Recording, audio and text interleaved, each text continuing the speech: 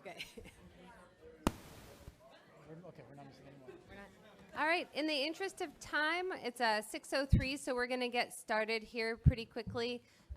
If there's an empty chair next to you, if you could raise your hand. And if you are looking for a seat, go sit right next to that guy. And James is bringing out some extra chairs, so hopefully we can get everyone settled. There is also a sign-in sheet at the back of the room. So if anybody didn't sign in, please take a minute to do that at least before you leave. And it is where you need to sign up if you want to give public comment, which is at the beginning of the agenda. So if you want to do that, make your way back there now and sign up to give public comment. Just going to give people maybe one more minute to get settled.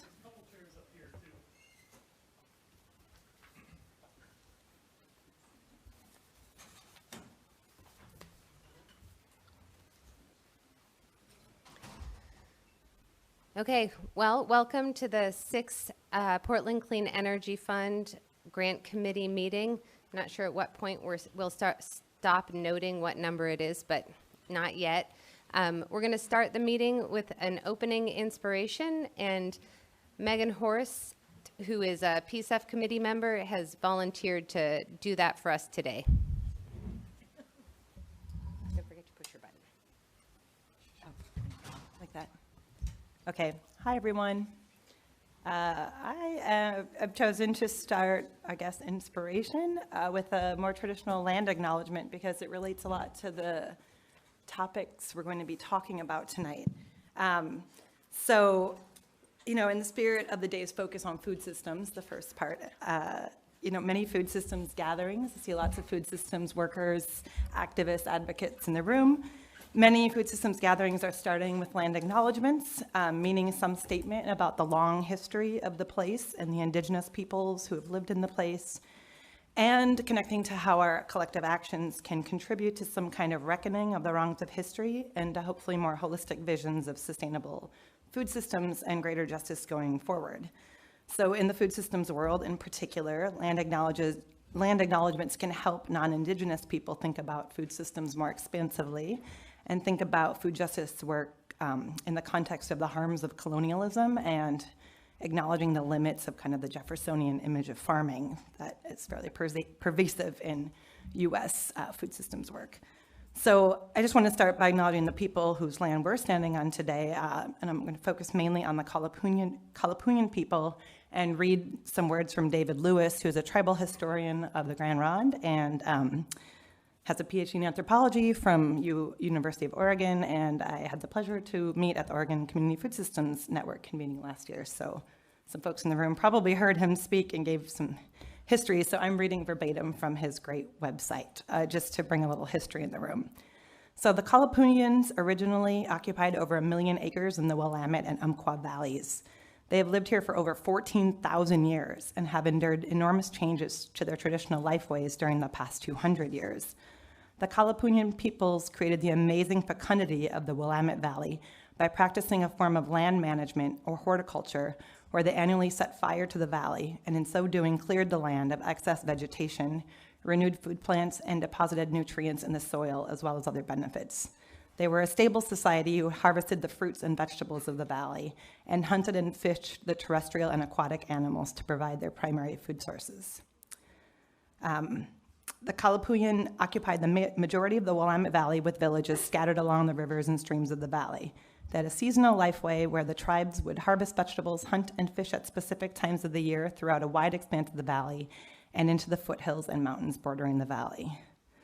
Well, through a series of plagues and forced treaties and a lot of history, by 1850, their populations declined sharply from an estimate of over 20,000 people to just about 1,000 people.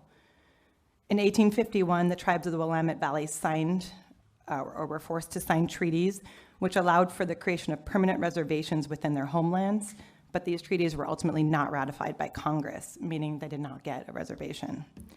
By March 1856, all the Kalapuyans had been moved to the Grand Ronde Indian reservations, where they then integrated with other tribes and have become an important part of the genealogical heritage of the Grand Ronde tribe. So today, the majority of Kalapuyan people are members of the Confederated Tribes of Grand Ronde. But some Kalapuyan descendants people live in Portland, which is also home to the 9th largest urban Native American population in the country and includes indigenous people from this region, but as well as from all over the country, North and Latin America, and indigenous folks from all over the world.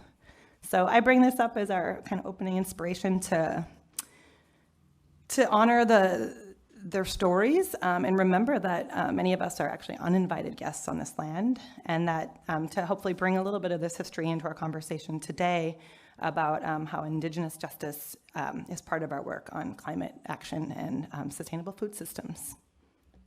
So, thank you. Thank you, Megan. So this is the part of the meeting where we usually do introductions, and there are a lot of folks in the audience. So we're going to start with grant committee member introductions and then move to staff at the table. And then I would just ask that everyone kind of give your name, and if you have an affiliation that you want to note that affiliation, but then keep moving the microphone back to the back of the room. So we'll start with committee member introductions. Megan? Hi, I'm Megan again, Megan Horst.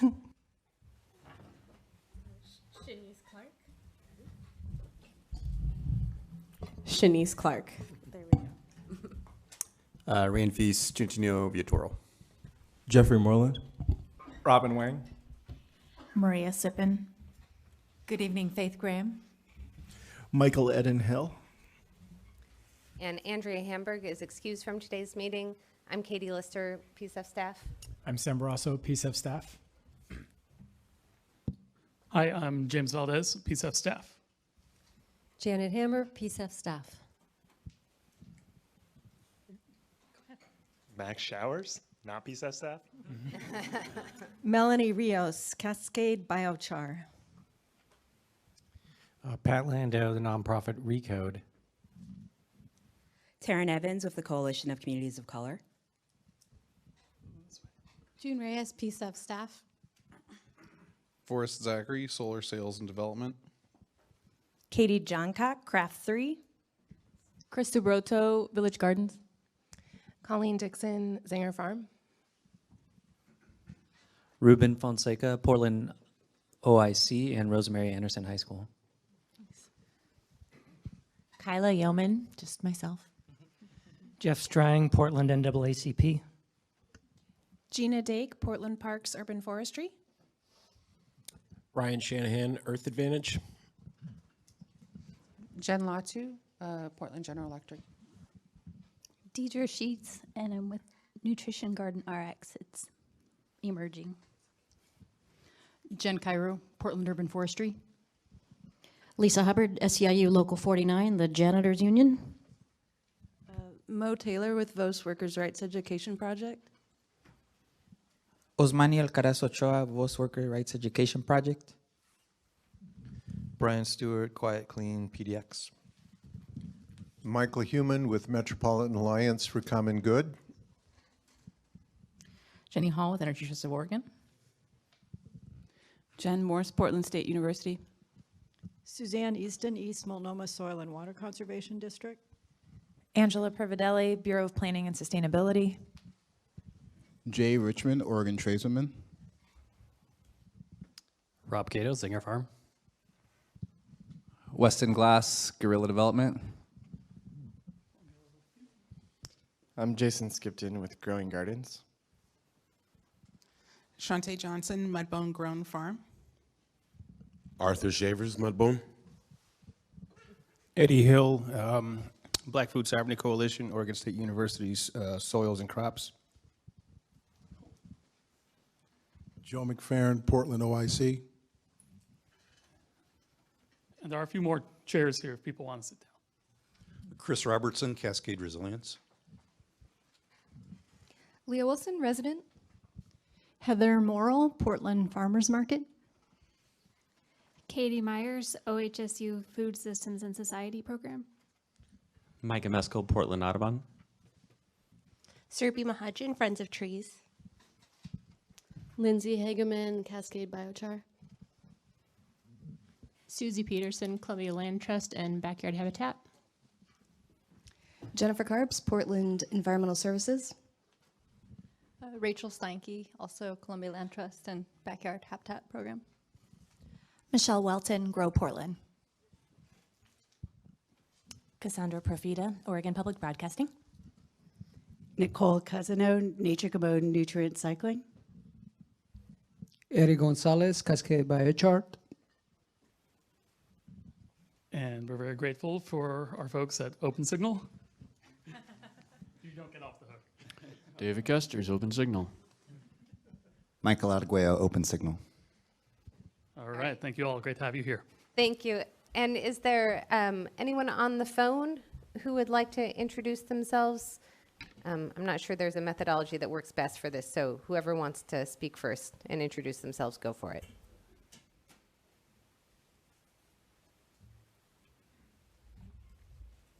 This is Matt Gordon with Rogue Farm Corps, and I'm also with my wife here. And I'm Katie Kolker with Families for a Livable Climate.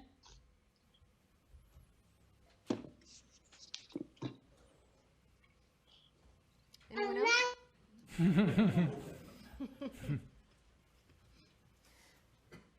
All right, thank you.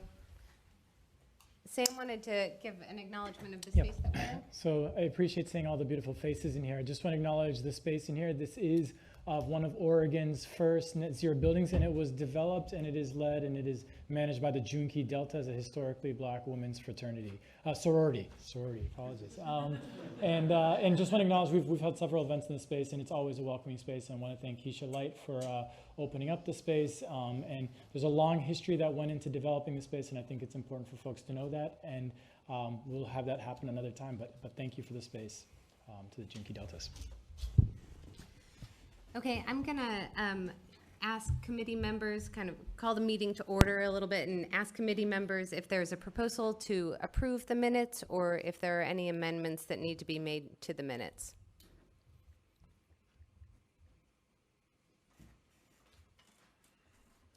It's gotta be one of those two things.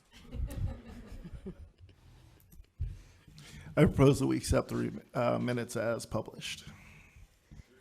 Second. All right. Any objections? All right. Seeing none, we will approve the meeting minutes from 12/16/19 and move into public comment. June, can you check if there is any new any new folks who signed up for public comment? And we will go to the phone after we look to see if there is anyone in the room who wants to give public comment.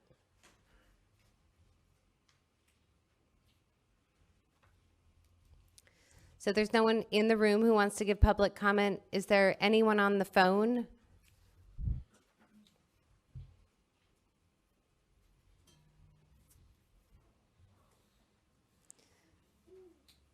Okay, well, we were running a little bit behind, but now we have just made up a few minutes. We're back on schedule. So our first presenter is one of our committee members, Dr. Megan Horst, and she's going to be providing the framework, kind of the introduction and framework for the regenerative agriculture section. After her presentation, we're going to be asking some folks who have been invited to sit on a panel who will have a little bit of dialogue with the community, with the committee members, and with Megan about kind of their perspective on regenerative agriculture within the Portland area. So. Oh, yeah. So sorry, you're hearing from me a couple times tonight, but this is, you know, the topic I'm really excited about. So you'll hear from me a lot, but I am only speaking for 15 minutes or so and then bringing panelists up. So the goal of me speaking for the next 15 minutes is just to kind of provide some introductory starting place so that we're all in the same spot when we're using language, and just to provide a little overview of food systems and how it might fit into PCEF. So that's the goal. Oops, and sorry, I'm using my, oh, I went the wrong way. There we go. So starting with the term food system, I have two images up there, nice and large on the screen. And sorry, I want to show my speaker notes here on my phone. So the word food system shows up in our PCEF guiding language and in our grant, it will show up in the grant application language. So I thought it was important to start with that phrase. On the left, we see kind of an image that's from the American Planning Association and the United States Department of Agriculture. And that's kind of a really basic image when it comes to sustainable food systems world. What we're talking about in that world is a closed kind of loop, a circular loop of sustainable, starting with kind of sustainable local food production through processing and consuming to recovery. And the whole idea of it being a circle is that there's no waste, right? So I show that image just to show how kind of the food system encompasses that wide range of activities. And on the right, I included kind of, I guess, following up on the acknowledgement I talked about, but an image of a food system from an indigenous perspective. And this is from the North American Traditional Indigenous Food Systems Organization. And I kind of included it just to show another perspective on food systems. And this one includes 4 universal foundations. So they're on the left there. 1, the removal of colonized thought. 2, reconnect spiritually, mentally, and physically with the natural world. 3, understand and build indigenous foundations. And 4, retain, share, and practice knowledge. And then there's this also includes this system includes a range of activities, including farming, but also including wild food gathering and harvesting. There's a focus on the right on large animals and on smaller animals, ocean life, fishing, hunting, trapping, butchering, etc. The top element is talking about indigenous wisdom, and the bottom one includes elements like fire, cooking rocks, and etc. So I include all this kind of to follow up on my earlier discussion and just make sure we're thinking of food systems in multiple and diverse ways. But now I show you what the actual dominant industrial food system that we know that dominates, I guess, the US landscape. This is really more what it looks like, not like the more idealized value-based visions I just showed on the last slide. So I know the text may be a little hard to read, but it shows that cycle, and this is clearly not a loop cycle because kind of the point is that in the industrial food system, the loop is broken, and there is a lot of waste, and it doesn't kind of circle back. But this one starts on the left also with growing and goes through kind of the acts of harvesting, transporting, et cetera, through disposing. And in the blue columns in that small font, it points out a lot of the negative environmental impacts associated with a lot of the different parts of the food system. So for example, under the growing one, it mentions using heavy equipment and maintaining crops on farms that are big kind of monocultures. And on the last one, disposing, there's mention of the people discarding leftover food and packaging, and while most of that is recyclable or compostable, the reality is that most of it ends up in landfills, and that is also true in Portland. So this is when we talk about food systems, this is the one we're trying to change, but it's the dominant reality. And now I just want to talk a little bit about carbon emissions in the food system. We'll take a global view first.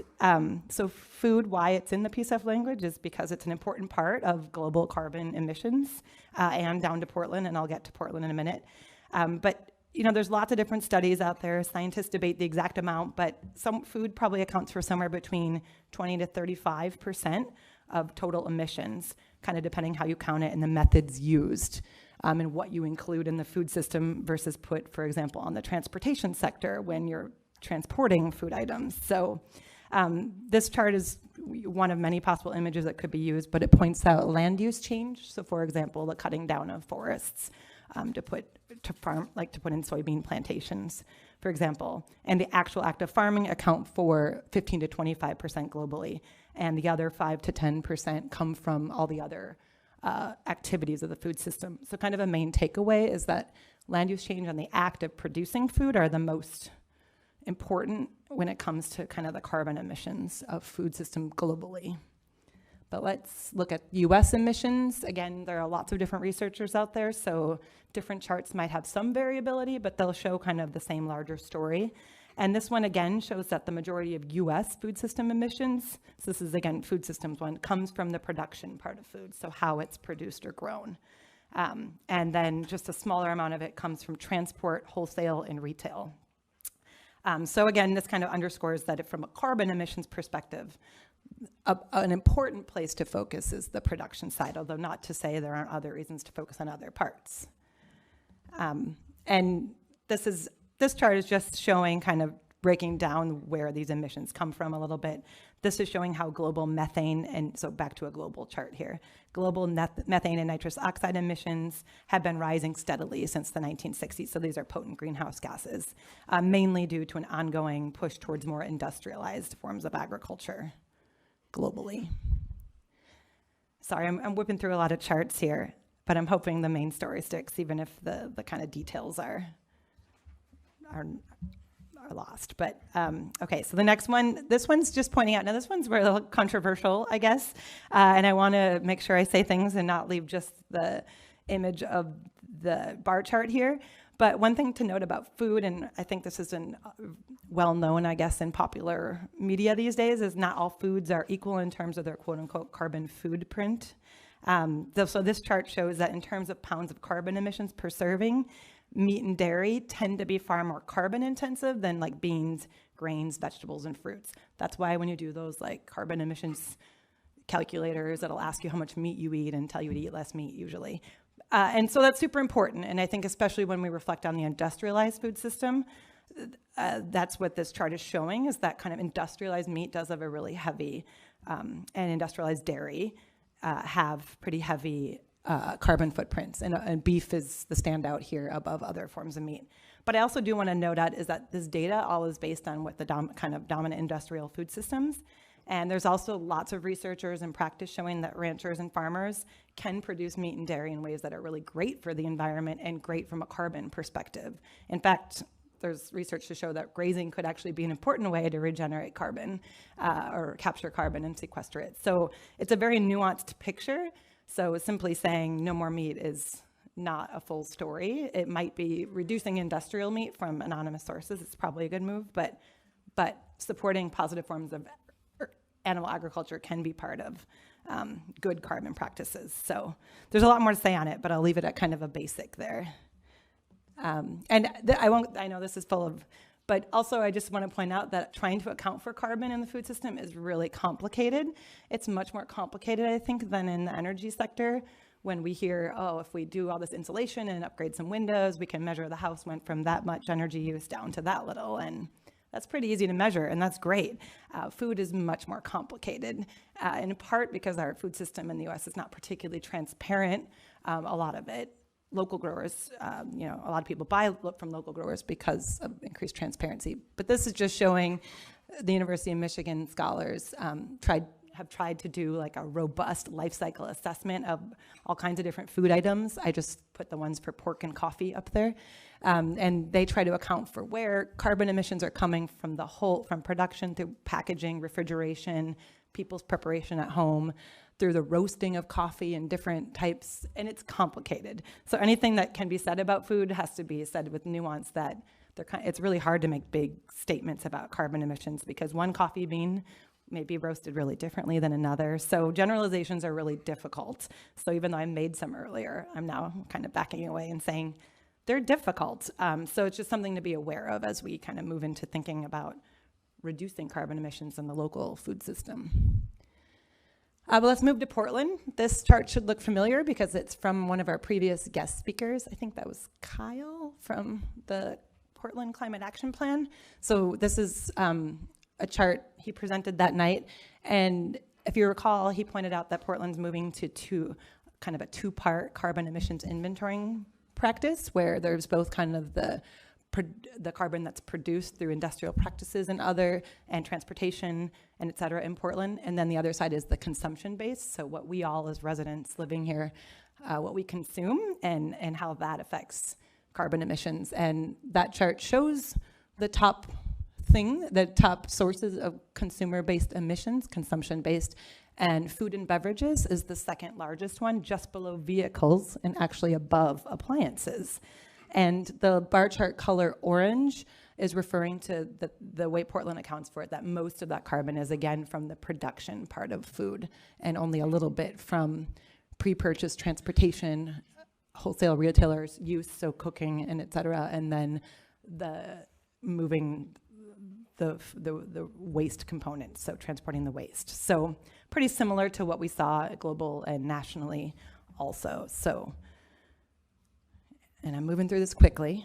And I already kind of brought up some of these issues earlier, but I also wanted to take a couple moments to talk about kind of inequities in the food system. So to move away from carbon for a second, I already kind of read a land acknowledgement about Kalapuyan people and the relationship between the white settlement of the land for farming and the exclusion and dispossession of Native folks from land. And so this is pointing out that in terms of injustices, that's a pretty major one to think about in the food system, is that our kind of local, our current food system was founded on a series of pretty significant inequities. The map on the left shows historical Native territories at 1841, and the map on the bottom left shows reservations as of 1880, and those sizes have actually decreased because reservation land has been taken away, but only a fraction left.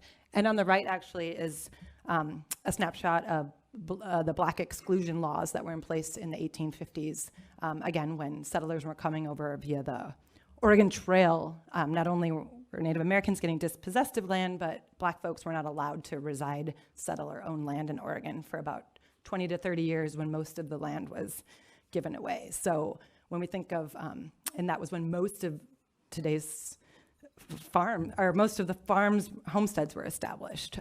So those are pretty predominant injustices upon which kind of Oregon's food system is founded.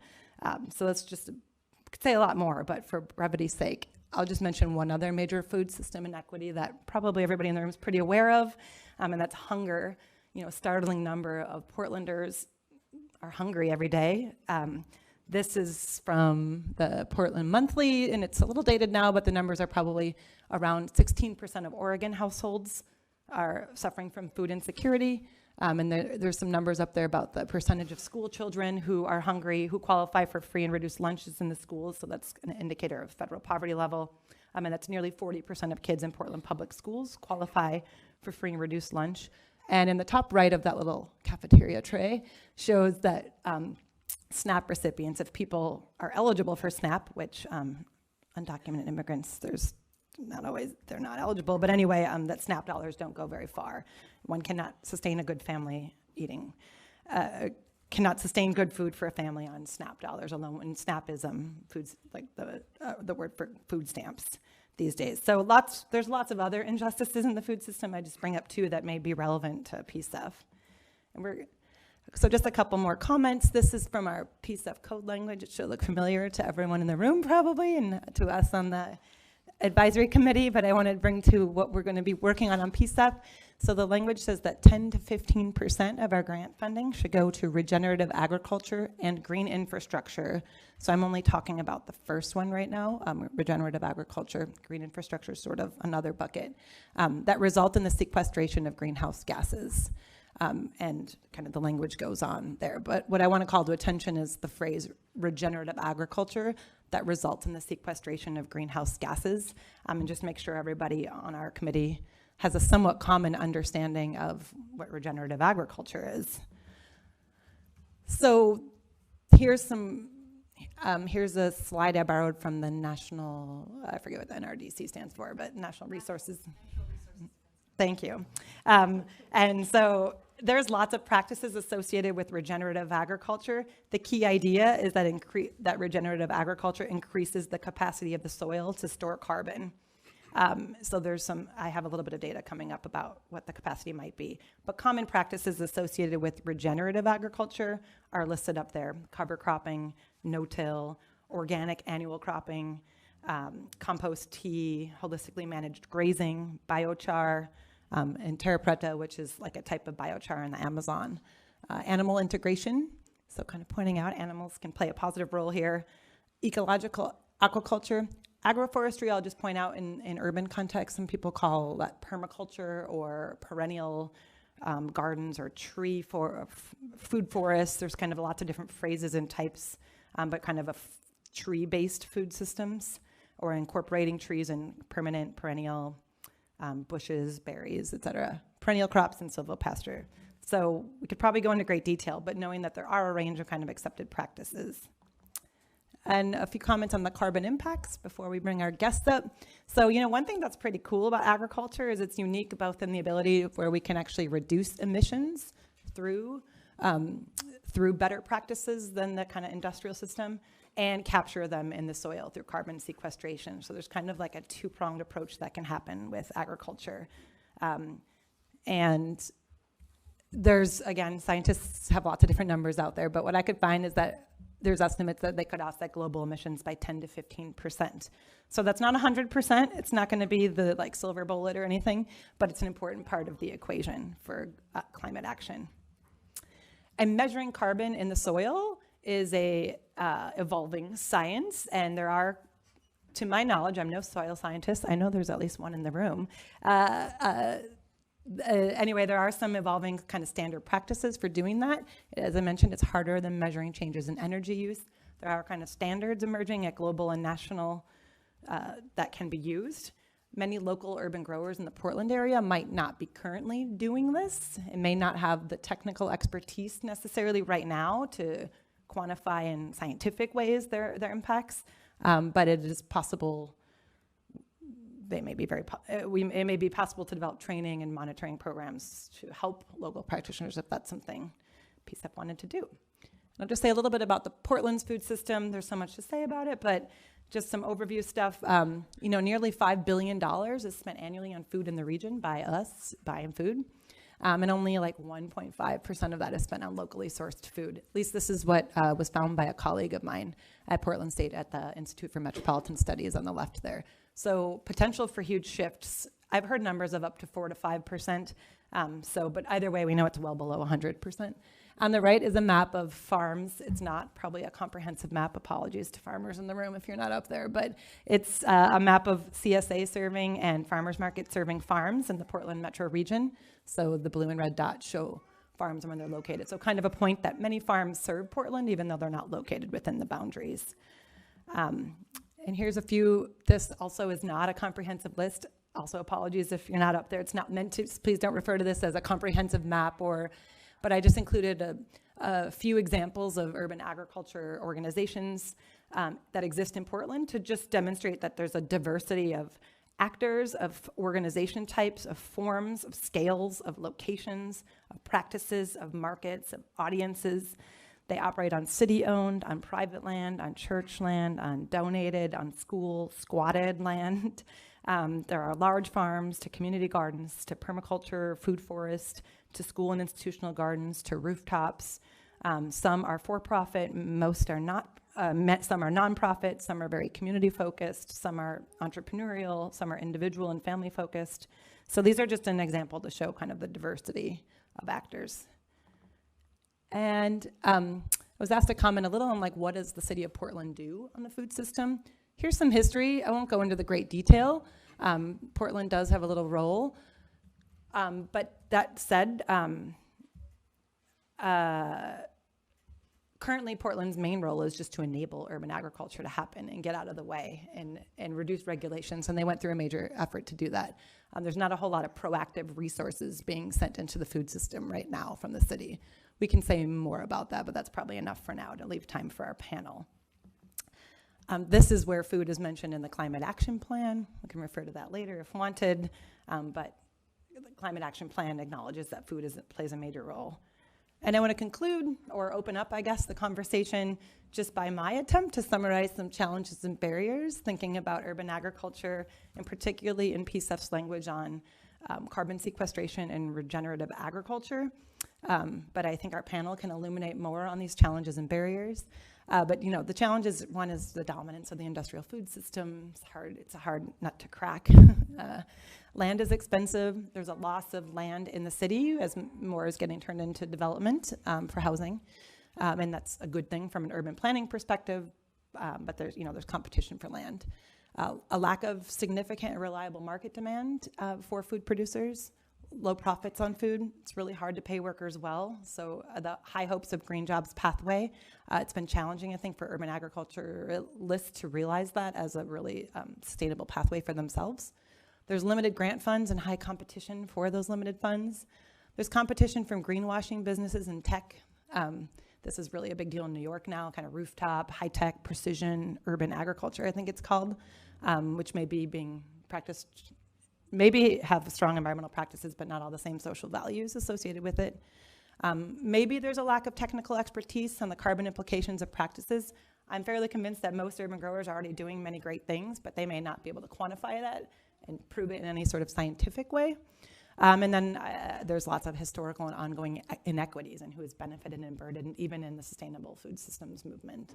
So possibilities, well, that's for us to brainstorm and people to bring ideas for, but maybe there's possibilities of more secure land tenure, more reliable market demand for growers, so through institutional purchasing, more consumer demands and incentives, or price and income supports, maybe more reliable funding, capacity building around carbon, and bringing a strong justice lens. So I think I want to just call our speakers up. So could I call our speakers up? I think you know who you are. So we have folks here from Zenger Farm. Well, come on up, yeah. See them all coming up. Colleen and Rob from Zenger Farm, and Shantae from Mudbone Grown, and Jason from Growing Gardens. And where do you want them to sit, Katie? So there are 3 chairs right here. Just Rob and I are both coming up. It's okay, I think Shantae and I. And then there's one chair over here. There's just also this really, this cord, so don't trip on it.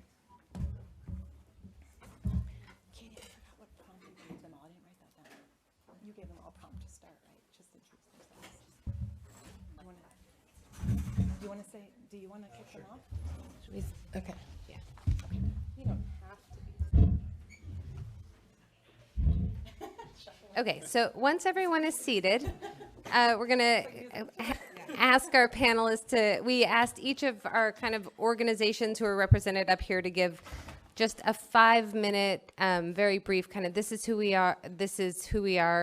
The committee members did get links to their websites and a 1-pager, so they should be a little bit familiar with their organizations, and if not, can do homework after the fact. And also just kind of, what are the highest priority things you think this committee needs to know as grant makers and funders in this space that you all are kind of experts in the Portland area? So I guess I would ask you to first introduce yourself, and then give that 5 minutes. We'll go through all of the panelists, and then Megan has some specific questions to get the conversation started, and then we'll also ask for questions from the committee. So maybe we can start down here with Jason. Sure. Good evening, everyone. My name is Jason Skipton. I'm with Growing Gardens. Is that just an introduction now? Mm-hmm. And then the organization? Yep. Okay, great. Glad I was listening. First of all, thank you guys so much for having us here. This is a true honor for our organization. I'm going to talk a little bit about some of the inner kind of working parts to Growing Gardens that maybe a lot of folks don't know about. So we've been working here in the city for a little over 25 years. Really focusing in 3 main areas. Home gardens is really the roots to our organization. It's really, the idea was then how to reduce as many barriers to food access as possible. And the idea was to then get gardens built in the backyards of low-income families. I'll talk a little bit just briefly about how that's evolved and emerged over the last 25 years. Really with the idea around 5 years ago, we decentralized our office. Started hiring program graduates of our organization to then be working in their own neighborhoods and leading in their own neighborhoods, really thinking about the idea of food citizens, as Professor Horst has talked about. That's really changed our office and our organization and the impact of our work that's happening across the city. So then having organizers across the metro area then leading in their own neighborhoods and then telling the organization, Growing Gardens, what work needs to be done in their own neighborhoods. We also work in 10 elementary schools doing garden-based education and connecting students into STEM and STEAM education, but also getting kids outside and getting engaged in the garden, and then eating healthy food as well. And then our last program is called Let Us Grow, where we're working in 16 correctional facilities across the state of Oregon. doing 9 months of horticulture education and production. So last year did about 400,000 pounds of produce that went back into prison meals. So I think a lot of times we get dubbed a gardening organization, which, you know, our name says Growing Gardens. But really our work starts at a garden, right? And it's really about building communities. It's really about connecting with folks and leaders in their own neighborhoods. It's about providing access to high quality food, but also practical and hands-on education, really with the idea to then build and foster positive social networks and community. For the organization, it's really about building that lifelong relationship and lifelong food producers within our city and state. We work for a minimum with home gardens families for 3 years. So anyone who enrolls into our program will get 3 years of support or mentorship from our organization. And that's really kind of the start. It's a longer process after that. I'd say we have some nationally recognized program and work that's being done where folks are coming from around the country to take our school garden coordinator certificate training, 35 hours of training to then start a school garden wherever you're living. In the world, had folks come from Canada and Singapore a couple years ago. Yeah, so one of the things that we were asked to talk about is how can PCEF make grant investments in regenerative agriculture that are a meaningful impact around carbon reduction, climate resiliency, and equitable community benefit. Some of the things I really put down were really around supporting the work that we're doing that's happening right now on the ground. That investing in the work that's being done in these amazing organizations and colleagues that I have here. I'd say that, I'm going to speak collectively for a second, but that we're creative and innovative and bold with what we're doing within our sector. And so I really hold these folks in high esteem and the work that's being done in our community. I'd say to look at supporting the work that's being done and supporting people, right, and staff, and that job creation and that job development, and not items. So more staffing and less shovels. That as an organization, we're doing job development and job creation through school garden educators and coordinators and community organizers. That support from PCEF is very meaningful and impactful. And imagine if these folks had that base funding to then be more creative and be more bold with the work that's being done. I don't know if I'm at time, but I think I'll probably stop there. You're just out of time, but thank you. Thank you very much.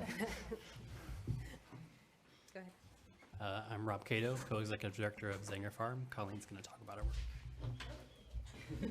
I'm Colleen Dixon, Co-Executive Director at Zenger Farm. So Zenger Farm was established in 1999. We're 20 years old, and we have 24 acres of farmland, organic farmland and wetland, as well as an urban grange building in East Portland. We provide a lot of hands-on learning opportunities for families, youth, and adults. We kind of focus on social justice, food access, and education as the center of our nonprofit, believing that basic nourishment is also a human right, and that without addressing the root causes of systemic inequality in the food systems, that we can't move forward. So our work is also, Jason, you really went for it. I'm like, now I feel like I have to do a long thing, but our work is broken up into a few categories. We have a farm, a working organic farm, that we grow and sell food from for the community. We have a CSA program. We were the first CSA in the state to offer CSA boxes in exchange for SNAP benefits and be SNAP eligible CSA. And that led to statewide programs to allow that for various CSA programs. We also run youth education programs. So we run farm school for all 5th graders in the David Douglas School District. So all 5th graders come out to the farm 3 times a year and do science-based education and STEM learning about their own food systems, their own neighborhood, how to grow food, where food's coming from, also science related to that, and environmental justice work. And then we also do community-based food education and cultural cooking, sharing workshops. I think, I don't know, like to repeat what you said, I think I see the opportunity here. Well, one is that Portland is already like a very foodie focused town. So I feel like there's a lot of awareness about food and local food and food systems. And I think the opportunity here is to leverage that interest and knowledge that's already there and connect it to stronger equity work, and to get more funding into work that really focuses both those kind of social justice aspects of food systems, and can kind of capitalize on that food interest and food excitement to leverage food access and climate resiliency. And I think, Rob and I were talking about that before we came here too, like even thinking about this region nationally in terms of climate change becoming one of the, hopefully not, but could be one of the last places where there's an environment where farming is possible, and really thinking of the Northwest as an area for food production as climate changes. And then also echoing what Jason was saying, I think, really we see the opportunity as recognizing the work that's already being done and how to invest in it and really fund what's already there. And I think it also helps us, I think your slide really nailed the challenges and the opportunities, but I think one of the challenges is we're responsive to our communities, doing the work on the ground, and it's really hard to kind of look up and work with each other. And I think, we do get to see each other, we do work with each other, but knowing that kind of those basic community needs are met, I think would allow us to just vision and collaborate in a really amazing way, would give us space and room to do that. So that to me feels like a really exciting opportunity coming out of this. I don't know if I used my 5 minutes, but I No, you did. You had 30 more seconds, but that was great. Thank you very much. Shantae, you can have her 30 seconds. Okay, Yeah. 30 seconds. Okay, great. Gift from me to you. Oh, thank you. Shantae Johnson with Mudbone Grown here. And we are a Black-owned small farm business that's growing mixed vegetables, herbs, berries, and vegetable starts for direct markets and institutional markets. We also work on land acquisition and food system consultation. For the past 5 years, our experience has been working on multiple different farm sites. And so far we've created probably about 3 agricultural training programs that focus on Black, Indigenous, and POC and veteran populations. And so we do kind of a lot of different things. Similar to a lot of these folks on the stage, we kind of have so many different touch points.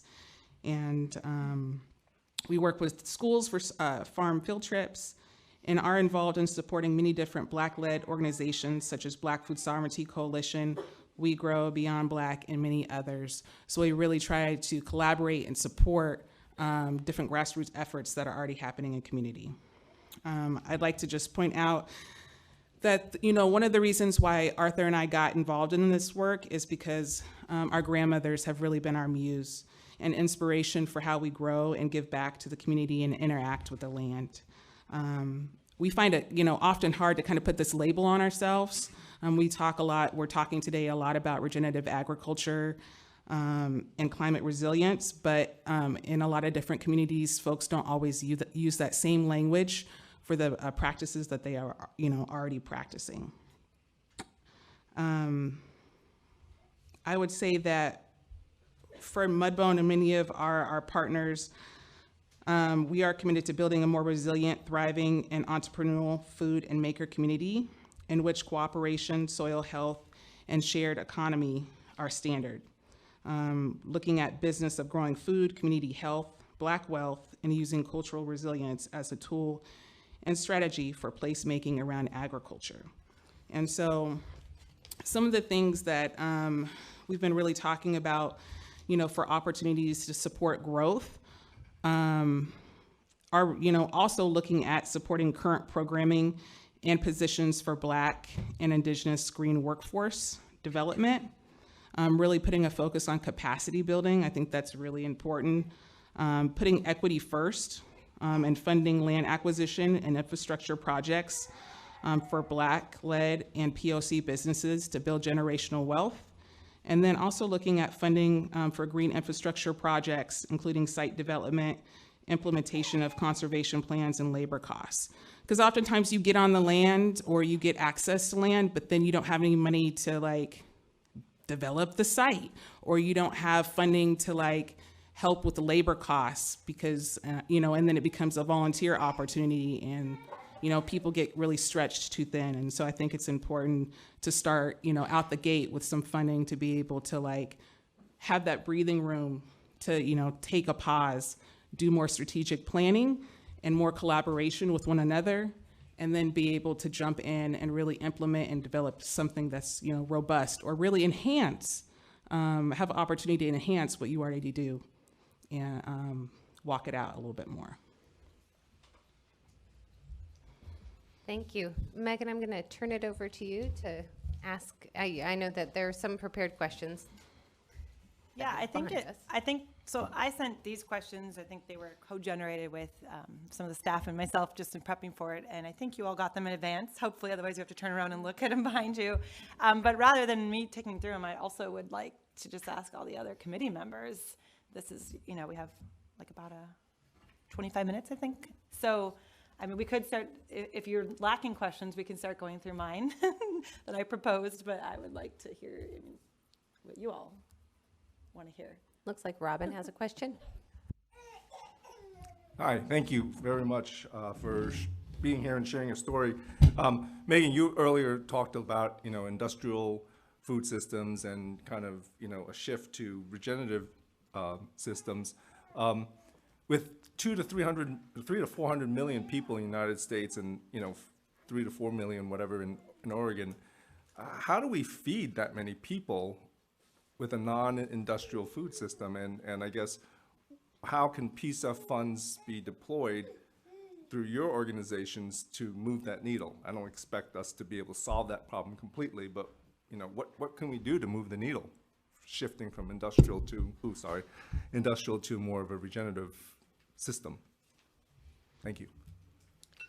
I can start. I think a big issue is not necessarily the amount of food that we're producing, but the cost of that food.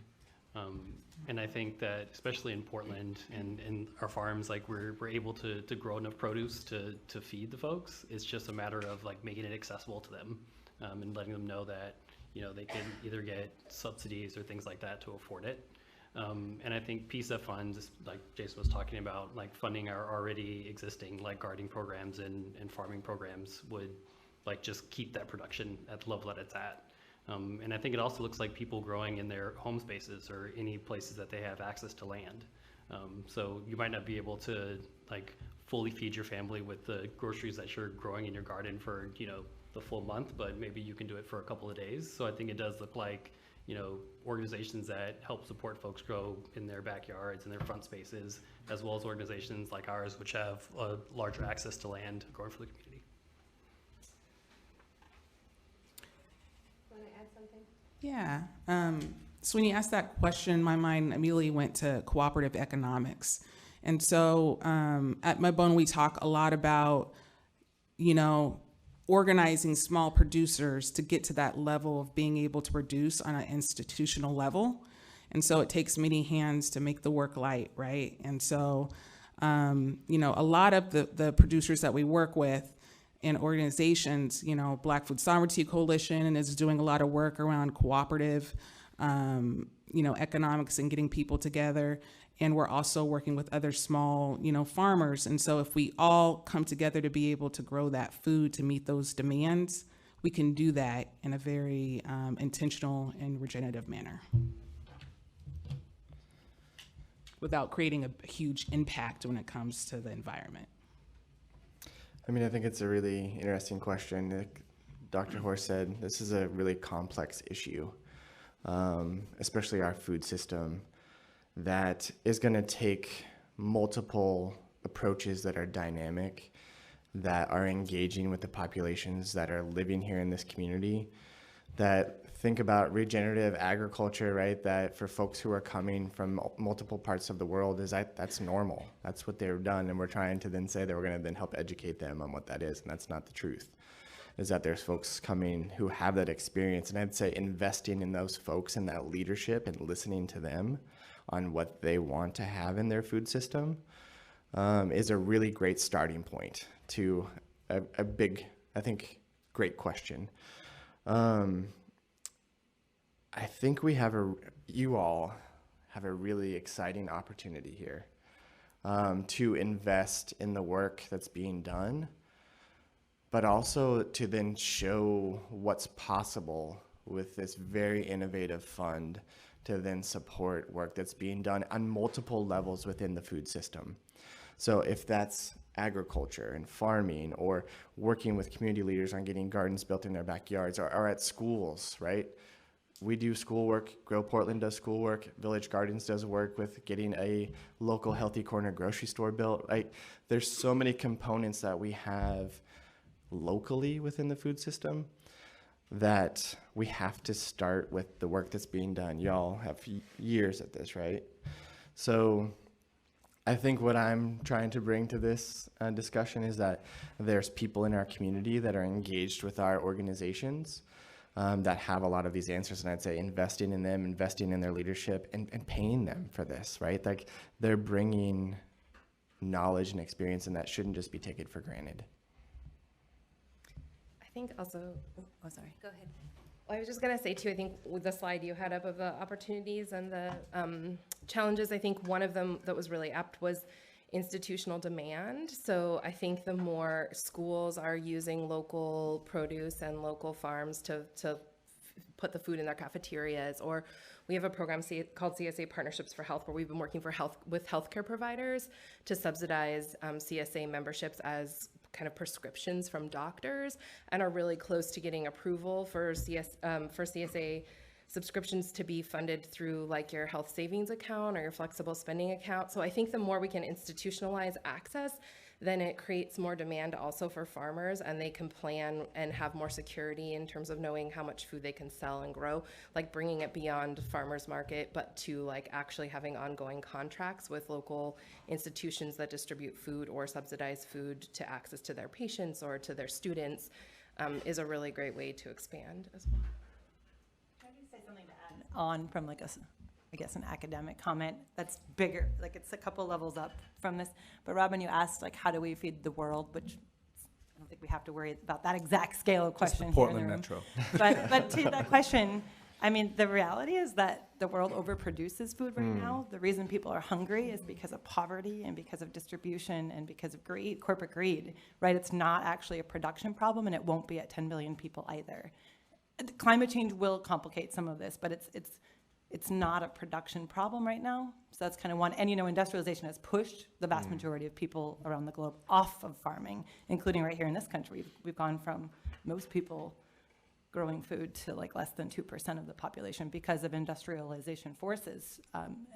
Anyway, but it's feeding the world is not a production question. Usually it's often a distribution and anti-poverty question. So it's kind of one take. And then another one is, but to your Portland question, there have been studies looking at like, if we were to totally max out all available land for pretty great kind of urban growing practices, based on the estimates these all are doing on their best plots, how much food could we grow? And the numbers are pretty good. We could grow a lot of fruits and vegetables right here in the city of Portland, and more if we expand broader.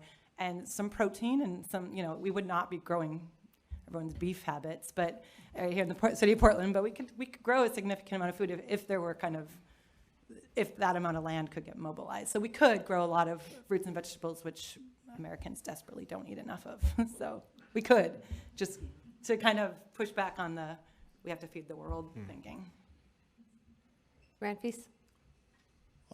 Just want to thank Megan and the panelists for the presentation. This is not my strong suit area, so I'm really thankful to be able to take a little dive into these concepts. So thank you all for this. Some of the sort of the things that have come up for me as thinking as a committee member as we're going into beginning to think about the design of the grant program, especially in this specific area. A couple of things I've heard was one, collaboration or the ability to assess what's out there. So just wanted to make sure that I heard that correctly, and if either of you can speak more on the importance of that. And then two, I heard the word institutionalizing. So how do we, is that the suggestion for designing a potential program, grant-making program that incentivizes or collaboration with other partners to sort of like school districts to institutionalize some of these programs. So I guess I just had sort of those questions as we're thinking about design of the grant making program. Colleen or Shantae, I feel like the questions were sort of related to things that you said. Did either of you want to respond? Sure. So that question maybe was in reference to me mentioning institutional markets, and maybe, I don't know. But I would say that there shouldn't be any guidelines on what markets people should focus on or urban farms should focus on. That shouldn't be part of the grant requirement. I feel strongly that like gardeners or urban farmers should be able to choose what markets that they want to participate in to keep it open. But I do think that there does need to be a strong focus on collaboration and community benefit.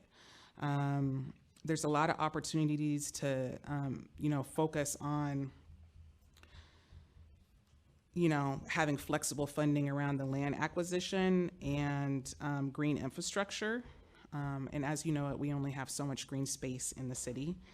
And so I think it's really important with this funding to really like lead with equity first, and look at infrastructure projects that are led by Black and Indigenous and POC folks that, look at helping to kind of build that generational wealth. So Megan mentioned, a little bit about the Organ Donation Land Act and exclusion laws that many community members have not benefited from, specifically communities of color with have suffered from the exclusion laws, and specifically in agriculture. Sorry, I'm kind of rambling here, but I'm going to get to where I need to be.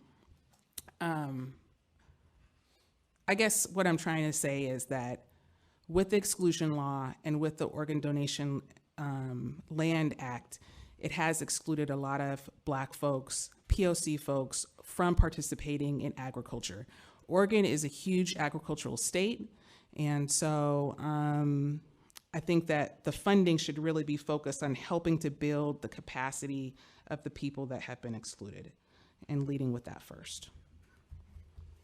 Yeah, I agree with Shantae, and I would also add that that one of the opportunities that we have is that there are a lot of people that are growing in this area in Portland, and a lot of like folks are interested in urban farming and gardening in a way that hasn't been in the past couple of years. And we don't have as strong of informal or even formal networks to collaborate. And I think compared to the Northeast or even the South, where you have a lot more strong like cooperative or kind of network models, I think ours is a little bit weaker. So I think what we can do is like incentivize us to like work more together on the things that we're kind of already doing, and maybe continue to build those kind of formalized networks. I would say, yeah, collaboration is a really big component to this, right? That I think we're trying to do that on our, informally, but I think this is a process to then formalize that. I also think that this is a game changing, right? Like this fund that is coming online is dramatic, right? And so it puts us in a realm of being able to then be pretty big decision makers, right? If this funds comes to hopefully our organizations, that it puts us into realms to then talk with, potential for-profit partners and other, maybe in the private sector or government or universities, and that it gives us that credibility as well financially and kind of like that power, which is really, really big. So I think for me, it's kind of just broader as opposed to maybe just all of us as nonprofits, but it's a bigger circle that could go out from there. Michael? First of all, thank you all for coming out. I had a question about land access, especially for people of color who've traditionally not been allowed to own land, have not been able to finance land, whether it's home properties or actual crop land. what is your experience and what troubles do you have here in acquiring land, and how much of the land that you currently have are you using? Are you finding that you have more land than you need, or I guess I'm wondering how land acquisition kind of works for you, yeah. So currently right now we're on 19 acres in Corbett, which part of it is forested. And the other part is used as an incubator farm and different programming that we have going on for our Pathways to Farming program. And the other portion of the Pathways to Farming program of the farmers that we work with is at the Oregon Food Bank, which that site total is about 2.5 acres. So our incubator farm is kind of where we're supporting other Black, Indigenous, POC farmers to create farm businesses. And help, supporting them with like things like seeds and mentorship and wraparound support. We have had like a range of different experiences with being able to lease land or operate on land. So I could tell you like we've had probably about maybe around 5 to 7 different sites that we've helped to activate. And what happens for us a lot of the time is we start off at one site for a season. Somebody will give us an opportunity at an urban farm site, and then we'll have to move. And so you put a lot of time and energy, into building up the site, building that soil up. Maybe you're building a wash pack station. If it's an urban location, you're also, trying to build community, and all of that takes time.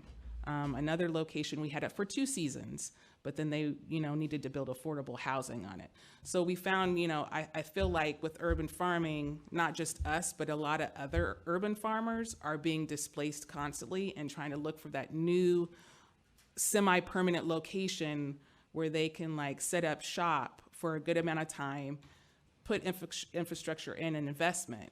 I think that our experience, because even on the 19 acres, we don't own that 19 acres. We're just on like a 5-year lease per se, but we are looking to like eventually get to land ownership, but that takes capital and it also takes, that takes time. And so, I think that in the urban environment, there's only so much green space, and a lot of farms are coming up against having to almost compete with, our housing crisis and new buildings and development happening, but, green space isn't really being considered. And so I think that we have to get really creative as urban farms, or urban farmers or rural farmers, when it comes to access to land as people of color or Black folks. So the idea is to eventually, own and operate on a good piece of land where you could then, share it with other people, but then you can really pour everything that you have into that land and feel like this isn't going to be ripped out from underneath me at any moment, and I'm going to have to take up, break down a greenhouse and leave certain things and then move on. Thank you. I know Shanice has a question, but if there's anything that any of the other panelists want to add quickly. Yeah, just so especially for the home side, right? Like working with individuals in their home. I mean, you hit on a couple. So home ownership, gentrification, obviously, lack of affordable housing, landlords that say no, that won't allow it to happen. I'd also say the increase of property taxes, kind of pricing people out of where they historically have been, and then not having access to that land anymore. Access to water is also another really big issue. Contaminated soils. We're working on just within our home gardens program, we're about 3 acres. It's about 1,500 families that we're working with across our organization, and so and that's all done in an urban setting in the backyards of folks. So it's kind of unseen, right? You're not going to like drive down the street and see a huge farm being taking place, but there are these small plots across the metro area that's taking place. Shanice? I just want to comment and thank y'all for the work you're doing and what you shared. And I think that in terms of some conversations about cooperative work, collaboration, just for committee members, ourselves. I think these folks are really leaders locally and nationally, and I think the space of capacity building through our process and through the work already happening on the ground, addressing regenerative agriculture, I think is essential. And I think there's some pieces that I'm just sitting with and what it looks like to double tap on this conversation on cooperative economics. And I think getting the opportunity to take some young folks to Corbett and see the mud-bone grown space. I think these conversations around land acquisition and collaboration, I think we should prioritize that as we move forward and think about some of the capacity needs for these folks to maximize the impact that community is feeling. But yeah, I think a lot of the questions that are up here are already kind of touched on through conversation, and I think the cooperative economics piece would be great for me to understand more about what's most helpful, what works and doesn't work already for folks, and some specifics that could help us in our grant making that's responsive to those actual things. But yeah.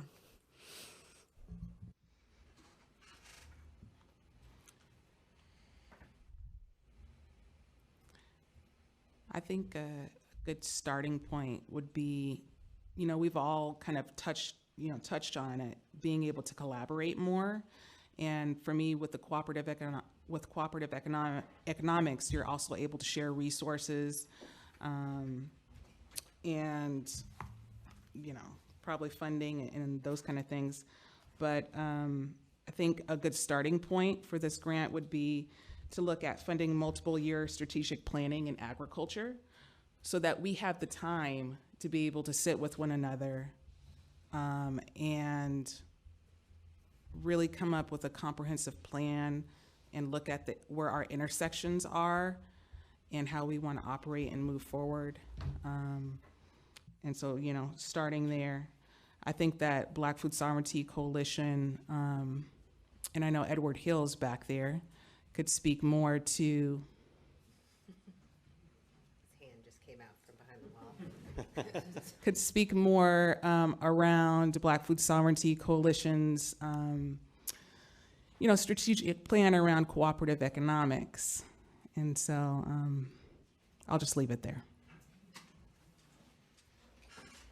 Yeah, I think also to agree with what you said, I think collaboration is really key, but I also think having the space to collaborate means having the funding to do what you're already doing, to give you the spaciousness to connect with other people. And I think so often grant making is what's your new project? What's your new collaboration? What's the new program you need to fund? And really thinking about how we fund what's already happening to give us that room to think bigger, and also recognizing that the programming that we're doing is in direct response to our communities and what they're asking for. So we're already there and we're doing that. So how do you all come in and support that and amplify it, and then give us the space to connect and think of how does that grow with collaborating with each other? So I think when I say collaboration, I'm yes, I'm excited for collaboration, but then I think sometimes there's this way that grant making happens where it says what's your new project with your new partner, with your new collaboration, and not really thinking of it in that way, but thinking of it as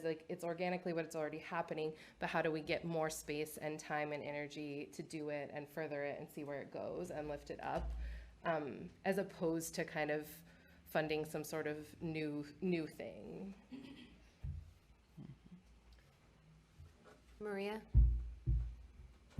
Thank you all for your comments, and Megan for bringing this panel together to talk about a topic I know you care a lot about.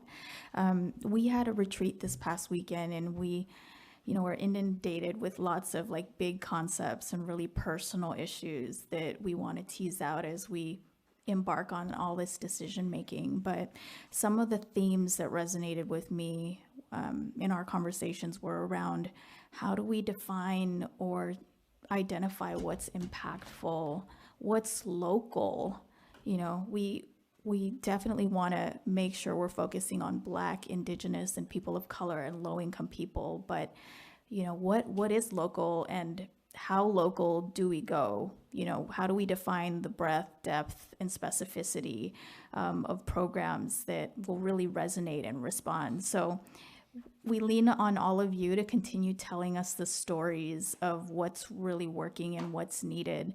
You can do it through data, you can do it through all kinds of means, but please continue feeding that information to staff and to your community members so we could really see, because many of us are not experts in food and food systems, but we are deeply interested and invested in knowing how the 10 to 15% should be allocated to this type of work. So thank you. Megan, did you want to make any closing comments? We are at time. Nope. Okay. All right. Well, I'd like to thank all of you very much for coming. It's nice to meet you in person since we've been emailing. Now we know what each other looks like. And I'd ask that if folks in the audience who are here just for the regenerative agriculture section and you're going to leave, if you could just make sure, and there is a sign-up sheet in the back. June is pointing to it right now. And you can sign up to get on our mailing list and get notification of future meetings and other events. So if you are going to leave, if you could do that, and we'll just take maybe 2 minutes to swap out presenters and move on to talking about green infrastructure. Thank you very much. That was great. Thank you. That was really, really great. And I feel like we need to start like having gifts for presenters or something. I'm like, thank you, bye. I don't know. Yeah. Okay, be really careful. This is like my worst fear is that someone's gonna fall before the end of the day. Yeah. Thank you. I'm Katie. Nice to meet you in person. Yeah, no, thank you guys very much. Exciting stuff. It is. Yeah. Totally exciting. And I have to say, I'm moved to Alaska, and so I've been like doing all of this sort of like vegan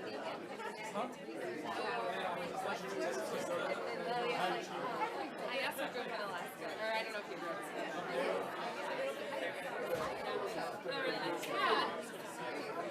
38. Yeah. No, I was born there and raised there, and then moved to high school to Colorado, so I didn't like stay in Alaska. Yeah. I always like hear about Alaska, because we would like, the state where there's like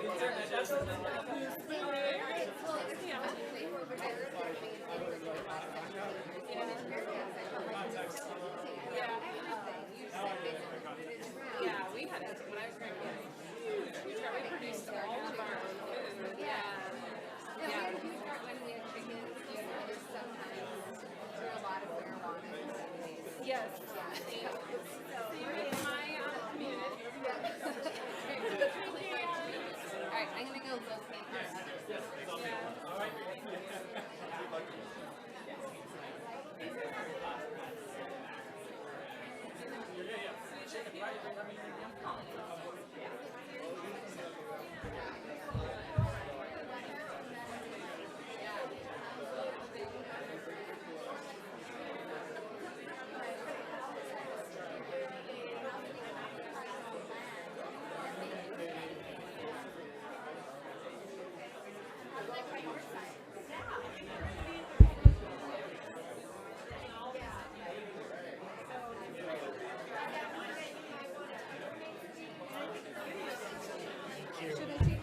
Take this chair. How many people are going to be up? We have Jen with Cairo. We have. Yep, we got 4. Great. Yeah, I saw Todd back there. I saw us back there too. I'm going to go grab Todd. Yeah, that's Todd's here. I'm going to go grab him.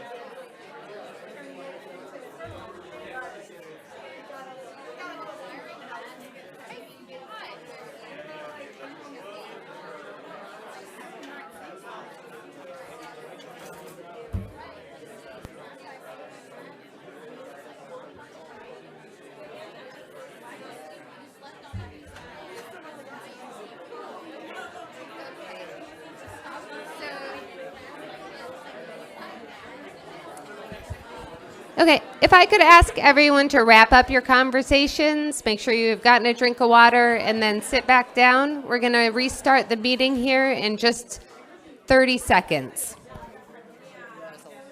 Might have been a lie. Yeah, we'll see. Okay. So there is a clicker. It's just that little thing right there. And so they could, I'm reluctant to move from here. Oh, there's two of them? Yes, okay.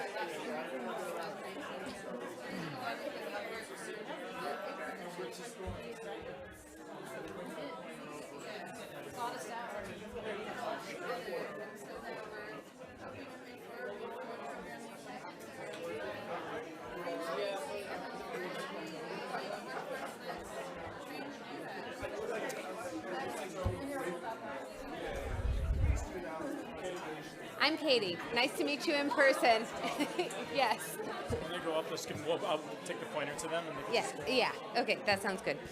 Okay, we're going to get started again. So if I could ask everybody to sit down or just stop talking. You can stay standing if you want. Okay, so the next item on the agenda is green infrastructure, and it is another one of the funding bucket areas. We have 4 organizations represented by 6 presenters. We're going to start out with some information from the Bureau of Environmental Services, and then move on to Portland Parks and Recreation, VOS Workers' Rights Education Project, and APANO, Asian Pacific American Network of Oregon. And so I'll ask, as each of the speakers gives their presentation, for them to tell you who they are and kind of how they fit within their organization. And we're going to pause for questions, but mostly clarifying questions from committee members after the first presentation from the Bureau of Environmental Services, primarily because what we asked them to do is kind of give a high level, this is what green infrastructure in Portland kind of is and looks like. And then, so just mainly clarifying questions, not really conversation. And then we'll do the other 3 presentations and then open it up for conversation. So that's the plan. Okay, you ready? I'm ready. All right. Look at the time. You'll tell me though. I will tell you. Thank you. Is this somebody else? Yeah, this. Oh, I went down. Oh, it does. It's not intuitive. So push down to go forward. Sure, down, forward. Yes, that's right. Okay. All together. Yep. Make sure that you are on. Can everybody hear me? In the back? Most likely. Thank you all for having me here tonight. My name is Jennifer Karps. I'm with the City of Portland's Bureau of Environmental Services, and I'm taking my 10 minutes to split it a little bit and talk to you generally about what is green infrastructure. Spoiler alert, you already know what it is. You will not be surprised when I start to talk about it, and I've chosen just to share a bunch of hopefully attractive images. And then I'll spend just a little bit of time talking about what that means to our Bureau and by extension to the community that we serve, which is the community of the City of Portland. All right, my role with the Bureau is as a program coordinator for a program we call Neighborhood to the River. And through this program, we deliver sort of an integrated package of both capital projects, but also some non-capital, more community-focused projects. I manage a grant program through which we provide small grants up to roughly $12,000 for community investments that are not exclusive of things like investing in agriculture. And many of our partners are in the room, I'm excited to see, and may get a chance to talk to some folks later. But what is green infrastructure? The $64,000 question. So at its most basic elements, green infrastructure is those elements. It's a sort of a techie term that describes what we all intuitively know, which is basically things that are nature or act like nature within the construct of the built environment, the place where we live. So the images you see here are purposefully images that are, that's all right, that are, cityscapes, the built environment, and the ways in which we've incorporated green things into them. Things like eco-roofs, things like re-naturescaping, where we've got new developments, street trees. what we call green street facilities, which are street-side bioswales and planters. And then, of course, there's a human in the image here, which is someone taking care of or stewarding that green infrastructure, which is a hallmark of green as opposed to gray infrastructure. Gray infrastructure is absolutely necessary, but it's invisible. It's underground most of the time, at least in terms of our gray infrastructure. You flush the toilet, it goes away. Totally critical infrastructure, but not something that you need to tend to, hopefully, on a regular basis. So let's just look through a suite of some images to describe some of these green infrastructure elements. This is an example of a project that our Bureau did roughly 10 years ago. And the image with the car is the house is actually a triplex. I'll just say that's true, you won't know. That is no longer there. And what you see in the image on the right-hand side of the screen is what's there now. So it's a single-family residential lot in Southeast Portland that was purchased for the purposes of daylighting part of Crystal Springs Creek, which you see here in its early stages of restoration. And this, like I say, the site is 10 years mature by now, so the riparian vegetation is all built up and whatnot. But I love this project, and it's such an exciting example of what's possible in a relatively small space. And look at all that room left over for agriculture. I'm feeling a little defensive. That first, set of speakers was really compelling, and so I'm going to try to plug into that wherever I can. Another example is floodplain reclamation. The image you see on the right there is a place we call Foster Floodplain. And it used to be, the very poor image on the left is an example of when that used to be a residential neighborhood. What you see as open space and green space had a lot of homes there that would flood on a regular basis, roughly every 1 to more than 1 years. So imagine your house flooding every single year and the adjacent businesses on Foster Road flooding every year. We came in and bought all those people out, removed all of the houses, and reclaimed the floodplain. And now it's a natural area for folks to enjoy. And Foster doesn't flood quite as much anymore. Another great example of green infrastructure, and hopefully you're seeing as I talk through these quickly that we're really getting multiple benefits from these projects. Ostensibly, we're doing things like buying property, restoring it to manage stormwater more closer to the bone, if you will, but we're getting fantastic complementary benefits, wildlife habitat, watershed health, community improvement, et cetera. This is an example of the Riverview Natural Area, which is south of Riverview Cemetery on the west side of the Willamette River. And you can see there were 1 or 2 invasive plants that we needed to remove to restore the area. They're just downstream from here. This is a fairly steep slope where the Willamette River, it's basically where the Selwood Bridge is, just south of the Selwood Bridge. There's some really high quality salmon habitat, and so preserving this area is particularly important, again, not just for stormwater, but also for habitat. Tree planting, of course, you'll hear a lot more from the city forester about that, so I won't say too much, but just to say that wherever you can basically get a shovel and dig a hole in the ground, you can plant a tree, and some of those trees have food on them. But some nice examples of planting at a school on 82nd Avenue where we, got some de-paving done and then partnered with Chess for Success to build a chessboard with some trees on the corners to help dampen the noise, improve the air quality eventually, but then also provide some nice shade so you can play chess on a sunny day.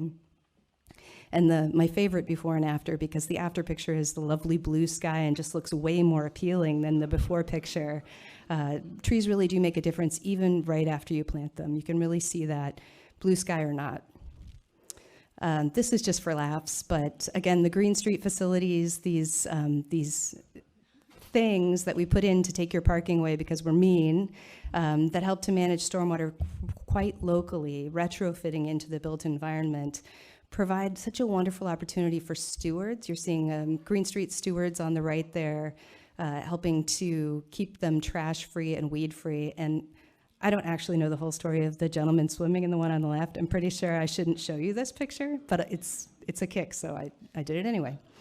And then just a lovely little collage of green roofs. And we tend to invest in eco roofs, which are more the ones to the right.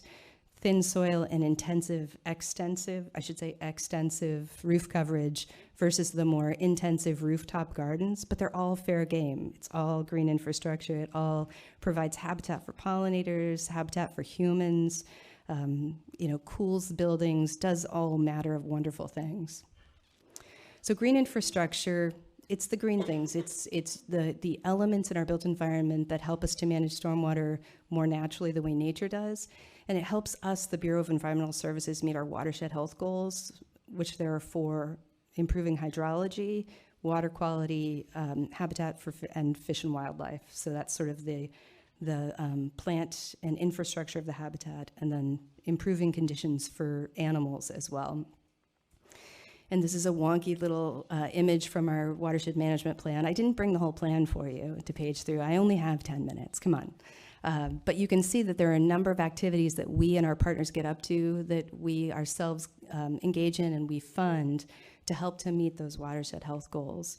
And this is where working at the surface with green infrastructure elements is so powerful, because when we plant a tree, we don't just get a tree like we do when we install a pipe. We also get potentially food, habitat, shade, improved air quality, improved walkability, community well-being, you name it. So it's exciting. I feel very grateful to get to work on this because I get to work with lots of community folks. And I think I probably got ahead of myself a little bit, but this might be my last slide, that green tools really help us to achieve not only multiple goals for the Bureau directly, but for the community, which, by the way, are Bureau goals as well. We're spending your money and hopefully meeting your needs. And so just so you know, we're thinking about that as we do our work. So thinking about climate change mitigation and adaptation, thinking about community health and neighborhood livability. I'd point out the cover of the climate change preparation strategy. This is a community planting one of those Green Street facilities that I showed you. So we really are thinking about these things as we move forward. And I'll leave it at that. Thank you. Thank you. Are there any, we do have about 5 or 10 minutes right now. If there are any questions from committee members for the Bureau of Environmental Services. Van Fees? Just a couple of questions. Thank you for the presentation. I'm really curious if most of this work was done in-house within BES, or if it was like contracted work. And then sort of a follow-up question, whether both for internally and external work, or contracted work, if you will, give a sense of what the workforce equity or contract equity is, or and if that's something willing to be share for the committee for future understanding. And I think I'll just stop there. Thank you. Yeah. Sure. Yeah. My answer is going to be somewhat brief because it's not my area of expertise across all of our green infrastructure work, but I can see a few things. I would say that some of the work that we do with green infrastructure involves volunteers. For example, the Green Street Stewards program. We work with a lot of community members and local groups, Surfrider, Solve, et cetera, and we empower them to take care of Green Street facilities for the sheer pleasure of doing it, for the certificate of thank you very much. So there is that element to some green infrastructure work, certainly. I would say when we're building Green Street facilities, these are engineered facilities. There's dig a hole in the ground, put concrete in, get a permit before you do all of that. And that work is certainly contracted out. And that's the work I can't speak to in terms of the equity implications of that work. Though I will say one of my Neighbor to the River projects, capital projects, is coming online. They're going to council tomorrow. And we just had a check-in meeting today. The DMWESB portion of the whole, and I'm sorry, I'm not remembering, let's say it's $10 million, is 43%, which is radically high. Everybody was really, feeling amazing about it. So if you want to check out council tomorrow, you can learn more about that. And then somewhere in between there, and I can speak from our tree program, we have a program that plants trees proactively for stormwater management. We have 3 contracts that we work with. We plant almost all those trees through contract, Most of the trees are planted by Friends of Trees, and there is particular equity language in that contract which requires them both intensive and extensive equity language. The extensive piece is that 75% of their services have to be offered within equity geographies, where low-income folks live in low-canopy neighborhoods in poverty, essentially. At least one of the three of those, because we're trying to raise the bar sort of for everyone. And the other piece is that there's money set aside in the contract that is not for Friends of Trees to earn, but for Friends of Trees to partner with community benefit organizations such as Apano, et cetera, to earn. And so that is one way, certainly, where we've got a large chunk of what we're trying to accomplish, and we're being intentional and thoughtful about it. All right, well, I think we're going to move to the next presenter. This is another Jennifer. Do you go by Jennifer or Jen? I'm Jen. Jen, okay. Jennifer, Jen. Jen Cairo is with Portland Parks and Rec. And so you push down to move forward. Got it. Can you all hear me? Great. First, I have some handouts I'm going to send around. First for the committee members, please, and then either to the left, you're welcome to take them if you're interested. So I am Jen Cairo, the city forester and the urban forestry manager with Parks and Recreation. And with me tonight, I want to introduce Gina Dake, who is a forestry botanic specialist. There she is. Could you stand up? Thank you, Gina. And one of the reasons I wanted you to see her is one of the handouts is our newsletter Tree Bark that Gina puts together for us at least once or twice a month. So now you know who that is. She's also the wearer of many other hats. She runs the city's Heritage Tree Program and also our Youth Conservation Crew Tree Cruise, which you'll hear more about later. So I was invited tonight not just to speak to you as the city forester, but also to represent the broader context of what Portland Parks and Recreation does. Where it involves green infrastructure and potentially may have some collaboration and connection with PCEF's work. So I'm going to encourage you to think broadly about how parks might collaborate with you. It's a broad organization, and I won't be able to hit everything on it tonight.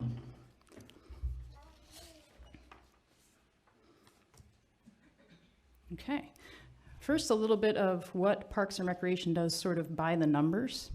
So you'll see here that Parks is responsible for owning and managing on all of our behalf almost 12,000 acres in the city, and 8,000 of those are natural areas, things like Riverview that you heard about earlier.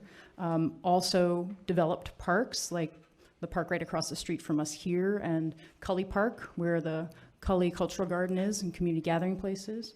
Also 157 miles of trail in the city and approximately 1.4 million park trees.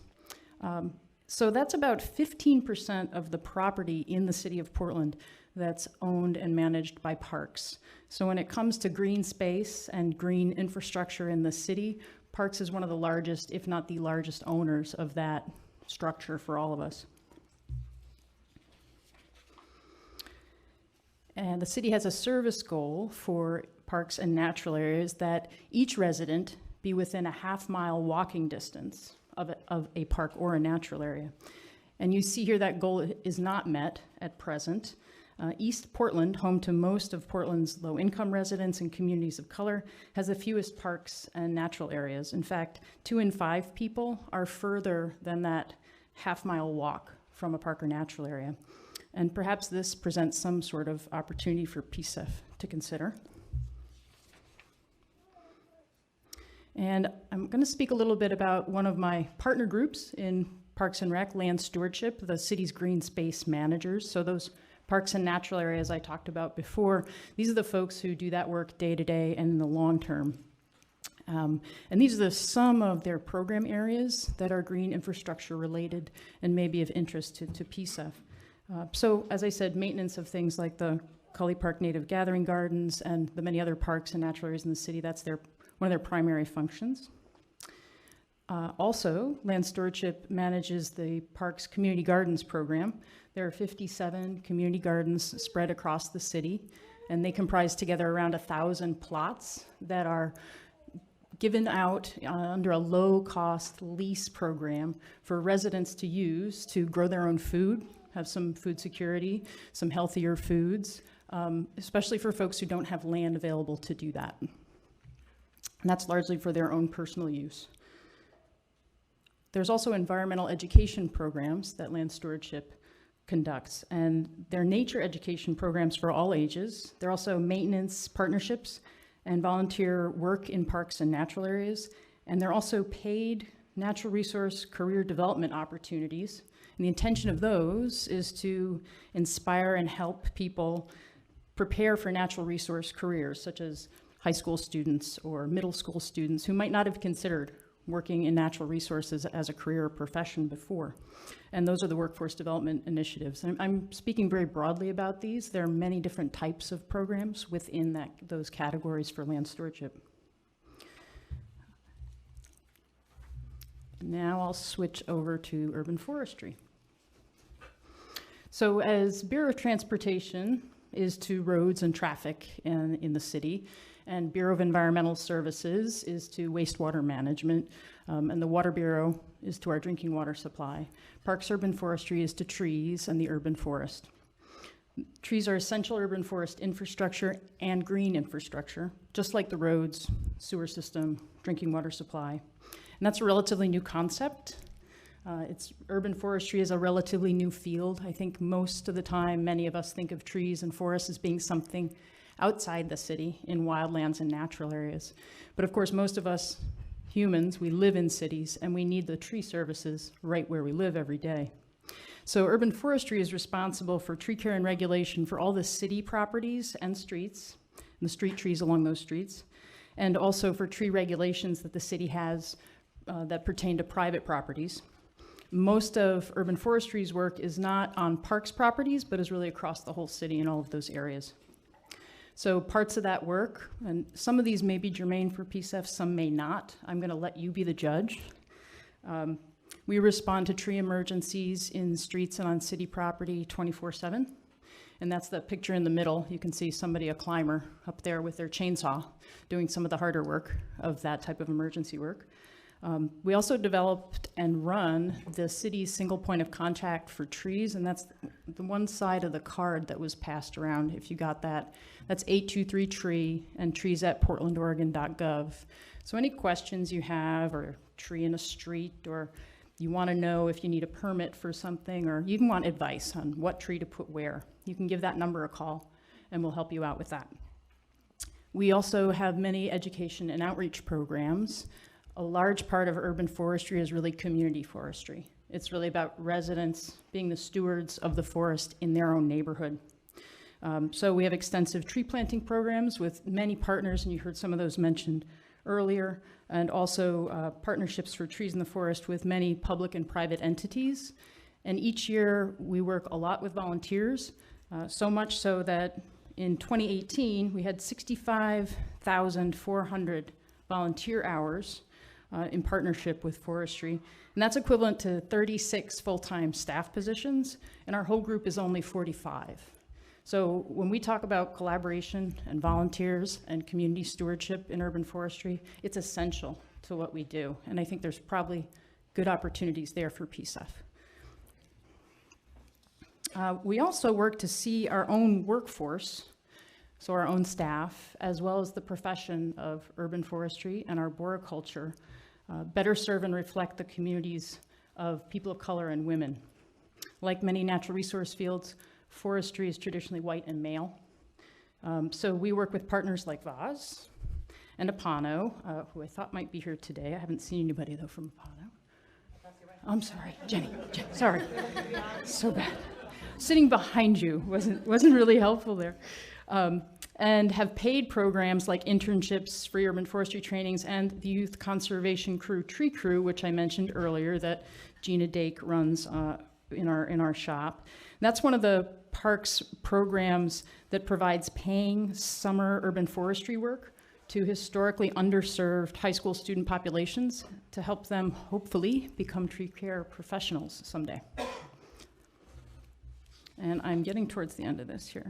So why does all of that matter? Well, in terms of green infrastructure, we all can't live without trees. And you see here on this slide just some of the services that we all get every day from trees in our city. And this is not all of them.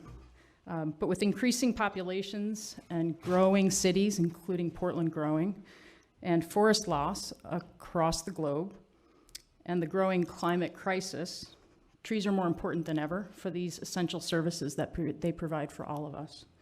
So we have a saying in our Bora culture, trees are the answer. It's a bumper sticker on a few cars in our parking lot. They're certainly at least part of the answer to climate change, green jobs growth, and environmental justice. That one I'm going to skip for the sake of time. If you want to come back later, I can talk about that one later. So this slide shows our average tree canopy coverage on each side of the Willamette River. West of the Willamette River, communities enjoy about 56% tree canopy. Even if we take Forest Park out of that, it's still 44% on the west side. East of the Willamette, tree canopy is 21%. That's lower than the city of Los Angeles' average tree canopy. We think of ourselves as very green. Maybe Los Angeles not so much, but when it comes to the difference between east and west, we're not very green on the east side. So this disparity especially affects the health and quality of life for Portlanders east of the Willamette. And think for a moment about who lives east of the Willamette.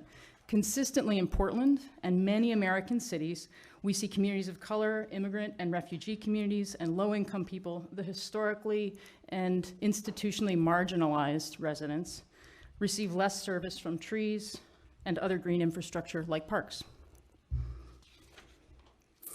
So, that being the case, Urban Forestry recently undertook a project with Portland State University and many residents, primarily from underserved neighborhoods and communities of color, to hear from them how they value trees and how together we can improve those essential tree services in their neighborhoods. And the report on this work is called Growing a More Equitable Urban Forest, and is Portland's city tree planting strategy, which we are now beginning to implement. 4 of the several findings of that report include that we should continue to prioritize low-income and low-canopy areas for community forestry, tree planting, and other tree work. The second, we need to increase strategic tree planting, focusing primarily in those areas. Third, we need to partner with local community organizations to plant and steward trees in their neighborhoods. And I'll say a little bit more about that one.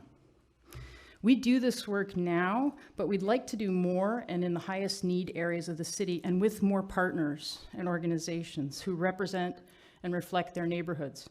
So here's something we think PCEF could work on with us: supporting and creating capacity for local community-run nonprofits for forest stewardship, tree planting, and forestry professional development programs. We see this working in other places. So Los Angeles again, they just recently announced a 3-year, 90,000 tree planting effort. They're gonna get 90,000 trees in, which is a lot in 3 years. And a key to them doing that is they have several partner organizations that are nonprofits that they work directly with to do this work in various parts of town. So we think that's an interesting model. And the fourth of the findings from Growing a More Equitable Urban Forest is the desire for the city to be responsible for street tree maintenance. So currently, the trees along the streets, the ones that you have in front of your house, hopefully, or drive or walk past, those are city property and they provide a public service, so for everyone, not just the folks who live next door to them. However, according to the city's policies, the adjacent property owner is required to maintain that tree with their own funds. So this creates a significant burden for property owners, especially folks who are lower income, and a real barrier to having more street trees and those tree services right where people live. Meantime, most large cities and many not so large cities in the US, the city does maintain the street trees. It's not the adjacent property owner's responsibility. That's the case in Los Angeles, San Diego, Salem, Eugene, Vancouver, Washington, San Francisco, New York City, Chicago, the District of Columbia, the list goes on. So changing this policy is first and foremost a funding need. If we had the resources, we'd already be maintaining those street trees instead of putting that responsibility on the property owner next door.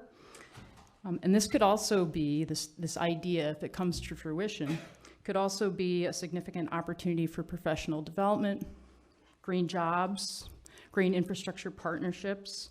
For example, What if, in coordination with urban forestry, we had apprenticeships and trainee programs around street tree maintenance for folks who haven't normally worked in the urban forestry profession? What if community partners, nonprofits, and commercial firms owned and staffed by people of color perform the many jobs of street tree maintenance? What if we help those entities become strong and capable contractors and collaborators for street tree maintenance? Last one.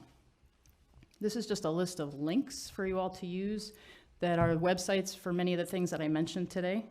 I want to point out that the Get Involved pages for urban forestry, which is more than halfway down the list there, include our neighborhood tree teams, neighborhood tree stewards, some small grant programs we have for those, and many of those forest stewardship and education opportunities like the Tree Crew that I mentioned earlier. You can also sign up for Tree Bark, the newsletter that some of you have, at that link. And the last thing, at the bottom of this list, you'll see a council work session link. And that link is for a project called Sustainable Future.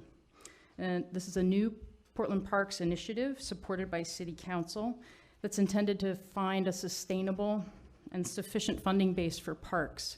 Parks has had budget cuts over the past several years that have been pretty impactful. Last year, 70 positions were eliminated and people lost their jobs and our services were curtailed. Again, there's 45 people in our whole group, so 70 people from a whole bureau is a lot. So without a new stable way of funding Parks and Rec, reductions like this are going to continue to happen. And I mention that because maybe there's a role for PCEF in that, seeing as Parks is a big part of green infrastructure in the city. That's all I have. Thanks for your time. And Katie, if Katie has time, we can answer questions. We do not. Right now. We have about 25 minutes on the agenda left, but we do have two more presenters who made their way out here on this evening, weekday evening. So we're going to first move to, oh, did we lose Osmani? He'll be, oh, he's back. Okay. So we're going to turn it over to Vos, who's going to, I think, focus in on some workforce development and training in this space, and then close out with Apano, which has kind of a case study that highlights some aspects of what everybody has talked about, really. Okay, awesome. Good evening, everyone. My name is Osmani Alcaraz Ochoa. I'm the executive director of VOS Worker Rights Education Project. And we're passing around a brochure.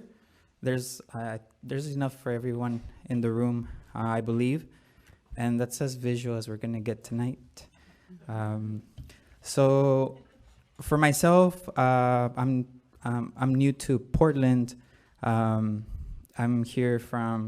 come from a lot of places, and including Jalisco, Mexico, the San Francisco Bay Area, Tucson, Arizona, Houston, Texas, Albuquerque, New Mexico, and now I'm living here in Portland. And I'm tremendously thrilled and honored and humbled to be at VOS. The story of VOS is a history of survival and collective resistance. In the 1990s, there was a wave of repressive tactics by immigration officials and local police that discouraged day laborers from seeking work on Portland street corners. In response, day laborers began organizing and found they shared common experiences around exploitation, wage theft, and houselessness. In 1998, the Day Labor Project, a project of the Workers' Organizing Committee, was formed, and through strategic grassroots organizing and advocacy efforts, the Day Labor Project stopped all raids on the intersections in the Central East Side Industrial District and successfully began reclaiming stolen wages.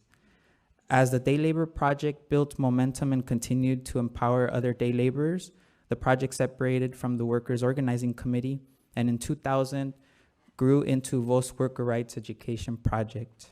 In short, VOS was born out of community building and community defense, responding to gentrification, criminalization and racial profiling, wage theft, worker exploitation, and xenophobia and white supremacy. In 2000, VOS was founded, and it is the only day labor worker center in the state of Oregon.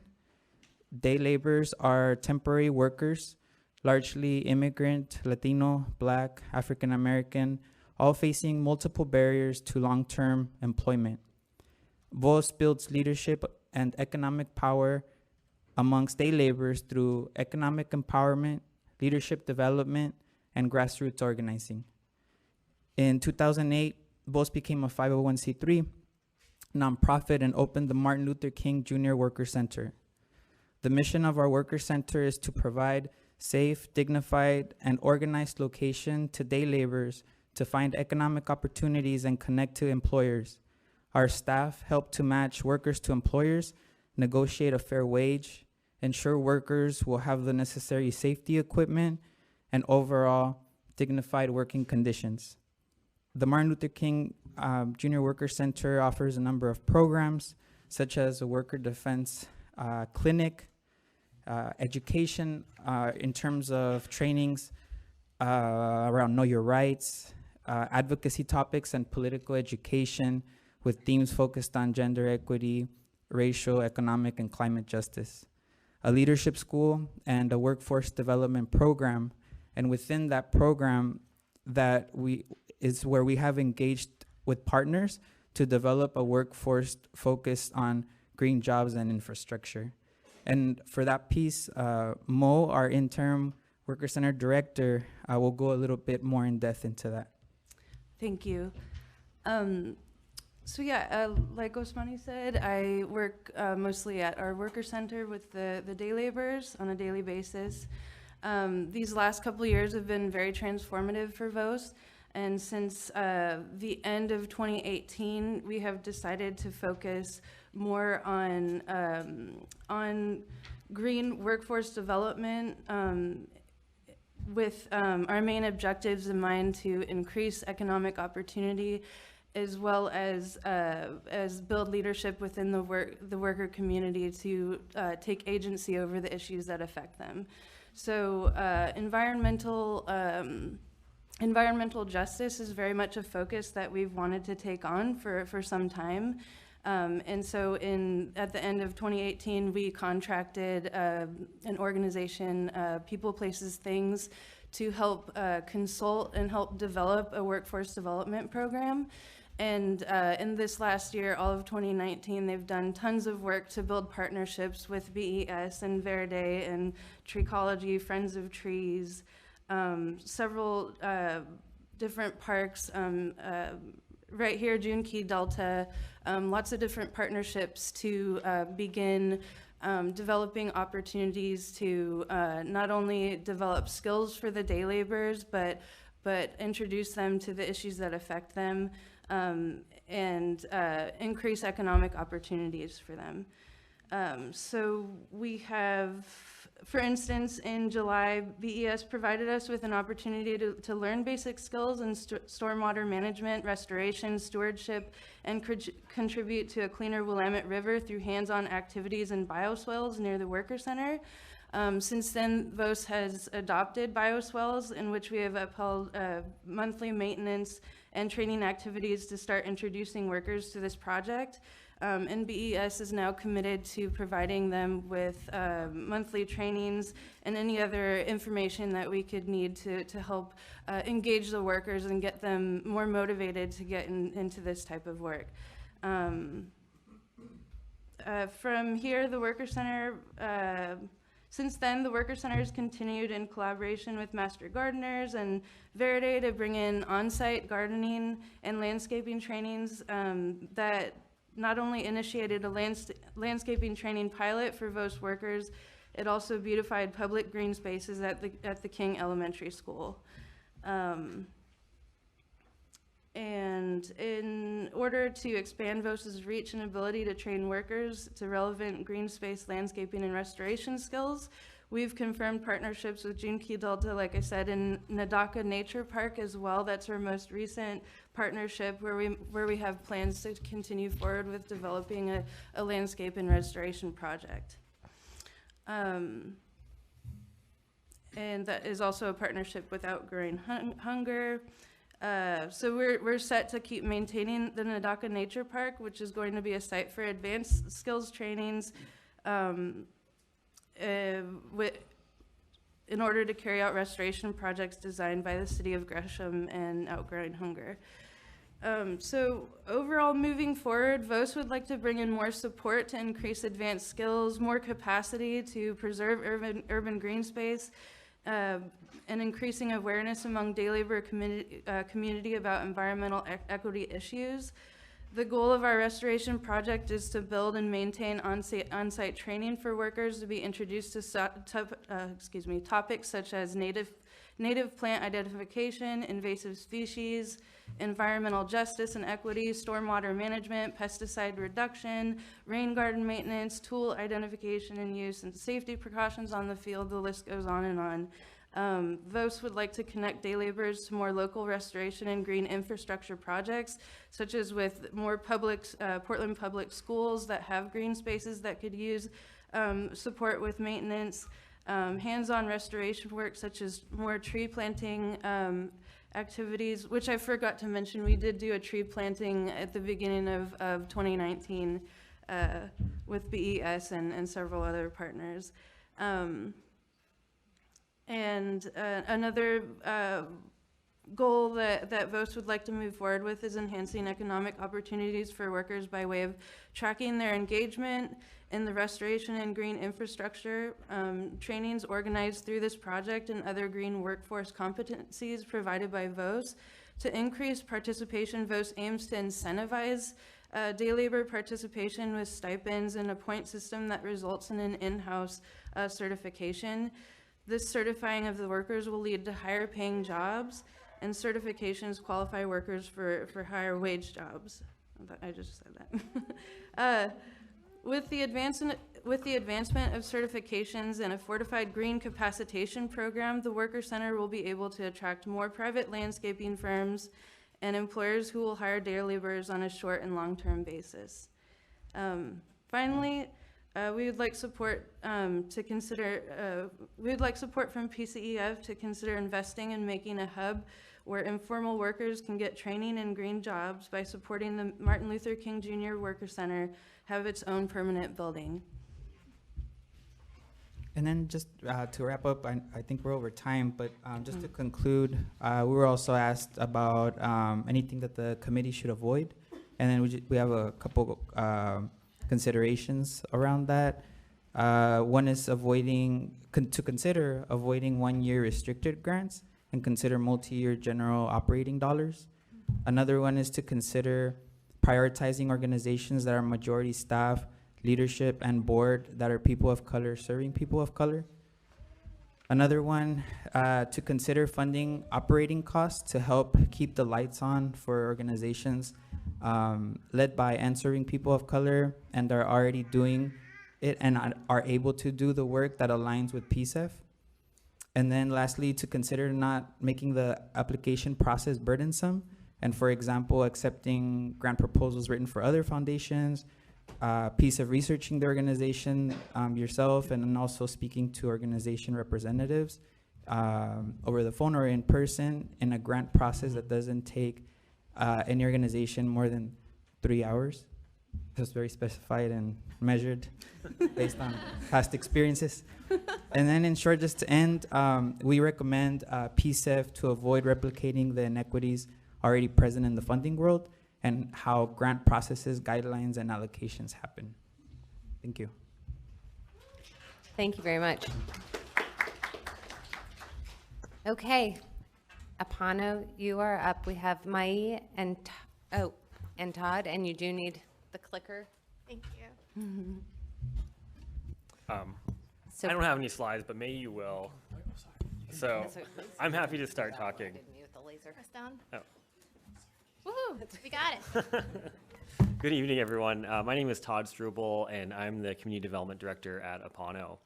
I want to talk a little bit about, we're going to go into detail about an EPA Greening America's Communities design grant that we got, and maybe we'll have some awesome pictures, but I'll talk a little bit more about how we got there and where, like, what's happened to get to that point and kind of what's happened afterwards. So it starts with our work in the Jade District.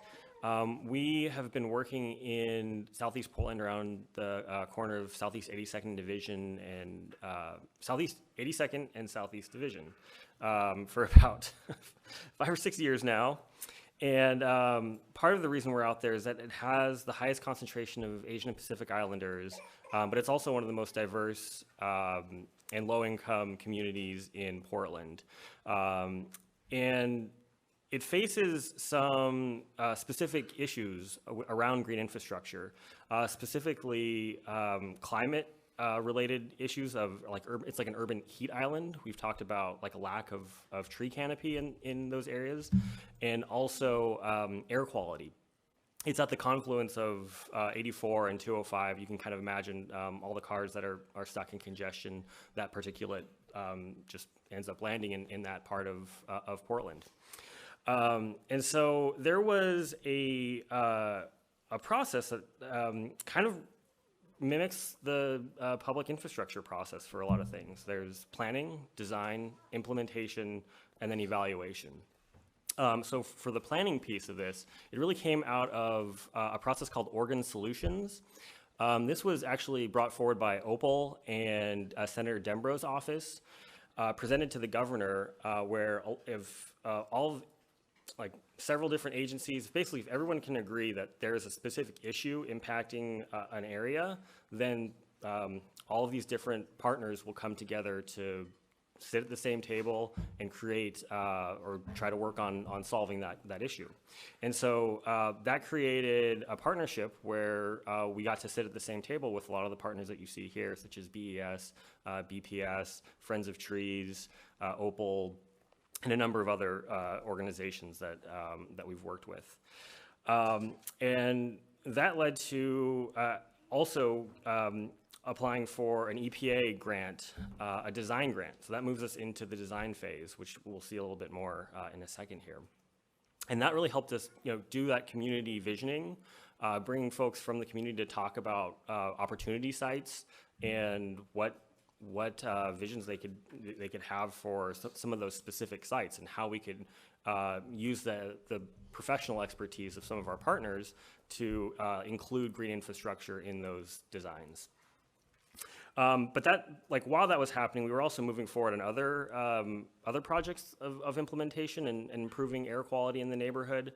Some folks already mentioned with Jenny the tree planting that we did with Carol Lee. We had resources to have Carol go out to businesses in the Jade District and along 82nd in Southeast Portland to just ask them, do you want a free tree? And we had this basically resulted in hundreds of trees being planted from receptive business owners who oftentimes sometimes there's a preconception that they might not want to maintain the trees or would be resistant for some reason, but that wasn't what we found at all. And then we also had some other various projects like a pedestrian bridge with PBOT. We had an ugly pedestrian bridge that a lot of folks in the neighborhood were like, can we do something about that? And so there was an artist that went around and chatted with folks and brought a public art project to that bridge. And then finally, evaluation. We recently received a grant through Friends of Trees, which won this evaluation grant from the Robert Wood Johnson Foundation and Willamette Partnership. And so we'll be able to kind of do a deep dive into what the impact of that green infrastructure, what those trees are actually going to mean for the people that live and experience the additional tree canopy. Yeah, so that's kind of that process that we've gone in. I think, as you'll see from AE's grant, there's still a lot of work that we have to do and things that we would continue to want to implement. And I think PCEF can be a part of that solution. Yeah, so hello everyone, my name is Mei Yi. I use they and she pronouns, and I'm a Jade District community organizer. Gonna make some eye contact. Feels kind of weird presenting this way. But like Todd said, we really kind of have these really community-centered milestones of really how do we plan, create, implement, and then also evaluate any certain project or investment while also keeping the community centered.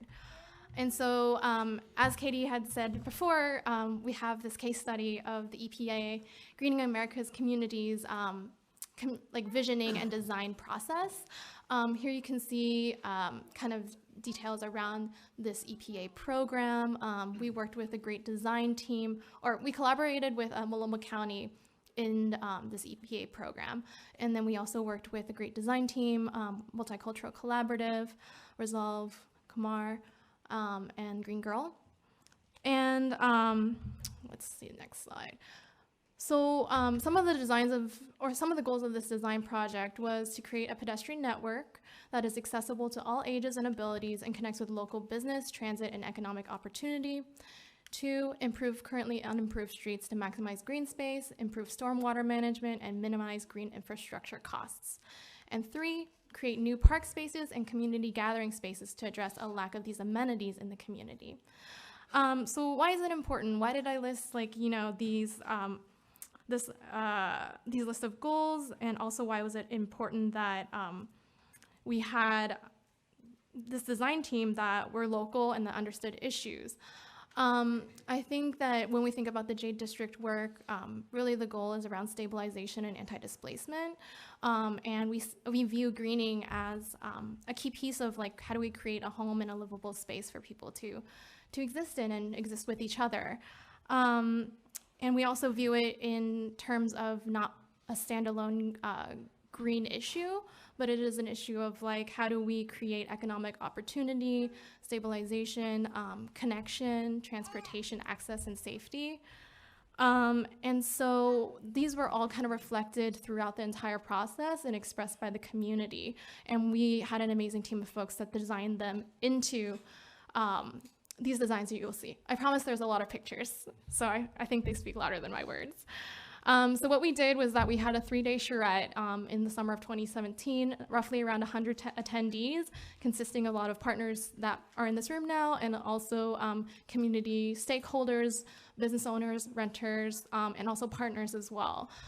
We even held in-language workshops in Vietnamese and Cantonese to do our best to encompass and create access for what does the neighborhood and the community want to see happen. Ooh, I'm running low on time. So I will then kind of just breeze through these next designs. I know there's a digital copy that Katie will make available to committee members as well. So we had 3 focus areas. I'll breeze through their before-after photos. There are kind of some highlights from the report around design elements, and beyond greening, there's also access and transportation, and bikeways, visibility for small businesses that are largely immigrant and people of color owned. So I'm just gonna breeze through pretty pictures. And then here are some of our mid and long-term goals. Some of these are robustly underway with our Jade Greening Collaborative that Todd had mentioned before that came out of the Oregon Solutions Project. And some of these things have been really visible and impactful to our community. For example, our pedestrian bridge reclamation project, where we contracted with the artist, Rodolfo, that did community listening sessions and worked with local youth to create these murals. And then also our Jade District Air Quality Placemaking project that we did with another artist, Daniel Granius, that did community listening sessions and really brought, the goal was around diesel awareness, but we really scaled it to the way that community members can feel connected to that issue, and kind of brought it to what is air quality, what generates bad air quality, and what can generate the air quality that we want to see. And so in the top picture, you can see kind of, you can't really see the details, but they're face masks that community members have drawn or written on. And so also to say, keep on the pretty picture. Also to say, we are continue working on, we have the unique ability as a nonprofit and at the intersections of like working with bureaus, working with other organizations, working in partnership with multiple issues to kind of move this work forward and hopefully be able to have community at the center of who's like benefiting and stabilized by the greening efforts. And then Todd can kind of talk a little bit more broadly about like in 2020 and beyond, like what Apano is gearing up for. Sure. I guess going back to I just want to be clear on the before pictures. That could actually say current. So if you go to the design, all those design charrettes, that's pretty much what it looks like now. And so I think to answer the question of, how can PCEF help move this work forward? First, I would just echo everything that our friends at VOS mentioned around multi-year grants, general operating, all of those common nonprofit struggles that take us away from the work that we really feel is mission oriented and being able to focus all of our work in that most authentic way. So that being said, some of the specific things, affordable commercial development is something that's very much on our radar. Some of the things that if we could see something like the Portland Mercado in our neighborhood, which would include green infrastructure and a sustainable way of housing entrepreneurs and community gatherings. That's something that we're thinking about. Energy efficiency for the Jade District. One of our other colleagues, Jay Raj, wrote an RFP to the Portland State University Masters of Urban and Regional Planning students to see if we could get students to help us design a proposal for energy efficiency in the Jade District. You've seen some of the EPA designs that we need help. And then solar workforce development. Those are conversations that we've been having with partners. I think I saw Jenny from Energy Trust of Oregon. Many folks that are working in this area that we're not really sure how that would look with our work. And so thinking about how we can spend some time and resources and energy in building that program out would be wonderful. Thank you. All right, thank you all for coming and sharing your experience and your expertise and your insights. We are at time right now, but I'd like to ask committee members if we can make a slight modification to the agenda and maybe allow for about 10 minutes of questions and right now so that you have the opportunity since these folks are here. And then I'll just ask for any closing comments, and then we can kind of close the meeting and spend whatever time is remaining in the work session. Does that work for everybody? Okay. So, does anybody have any questions? It's always going to be Robin. Robin. Someone else can ask a question. No. Thank you very much. This is very informative and enlightening. The word green was used a lot in the last hour of presentations, and that's great work. It's needed, has great benefits. And I guess this question might be more of a question for staff, and that is, not all green is created equal from a clean energy or from a carbon offset perspective. And just kind of curious what the scope we should be focusing in on. Like, planting trees, you can make a strong correlation that trees can, reduce carbon and, have a lot of benefits that probably relate directly to our funds. But, wastewater management, I don't know. I'm not an expert, but I'm just kind of curious, what's the scope of the legislation or and where do we draw the line? You guys are pointing at each other. This is Sam Barrasso for the record. When we come back to the legislation, it ultimately comes back to in service of the climate action plan and making sure the climate action plan is, the city's climate action plan and county's climate action plan is implemented in a way that addresses historically underserved communities. So I always bring it back to thinking about the carbon benefits as well as the community benefits and holding those two up. Those projects, I think, the stormwater projects have greenhouse gas emissions benefits, and it'll be about quantifying and bringing more and speaking to how does that compare in terms of some of those benefits. So I think you're going to always need to hold those, and I would argue that all these projects oftentimes have co-benefits. and we're going to be working on putting together a criteria and a framework for you all to evaluate those. Okay. Is there anyone on the panel who wanted to comment on that?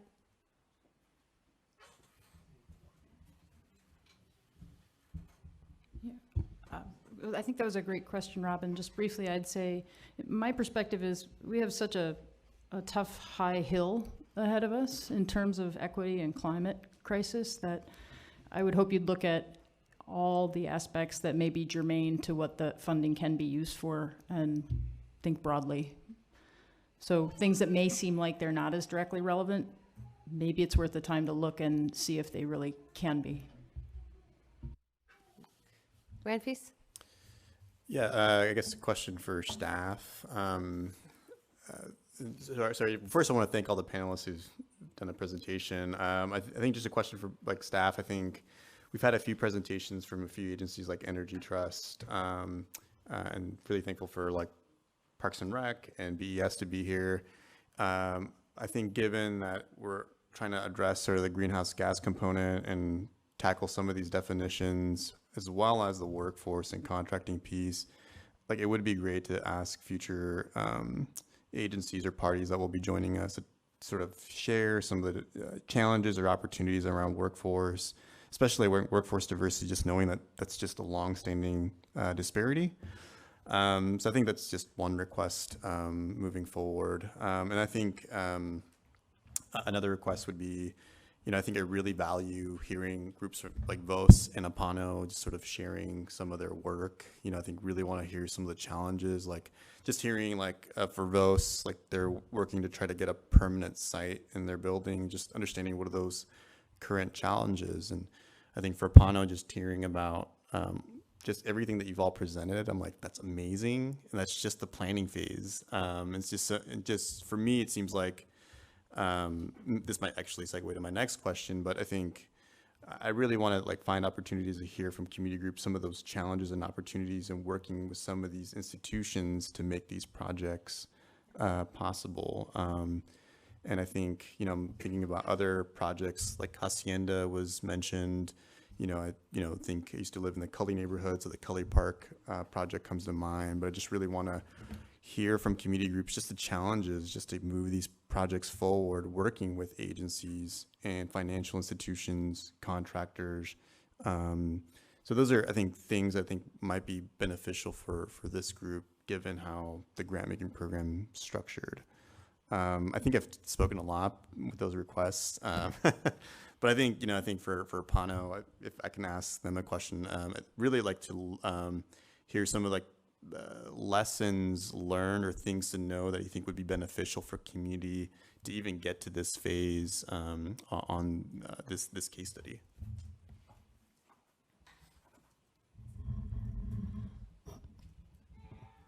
I think in terms of challenges of working with our bureau partners, I think we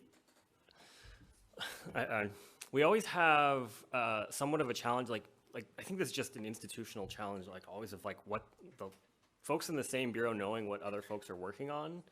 I know this is oftentimes my experience is folks will be working on projects within like, let's say like 2 miles of each other, but I'll ask them about how it relates to another project, and it's kind of like, well, that's not really my work. It's something, you should talk to so-and-so. And I think, I don't know how you solve that. I think one of the benefits of the Oregon Solutions process, I think, was having all of the bureaus in the same room, pulling towards an agreed upon goal.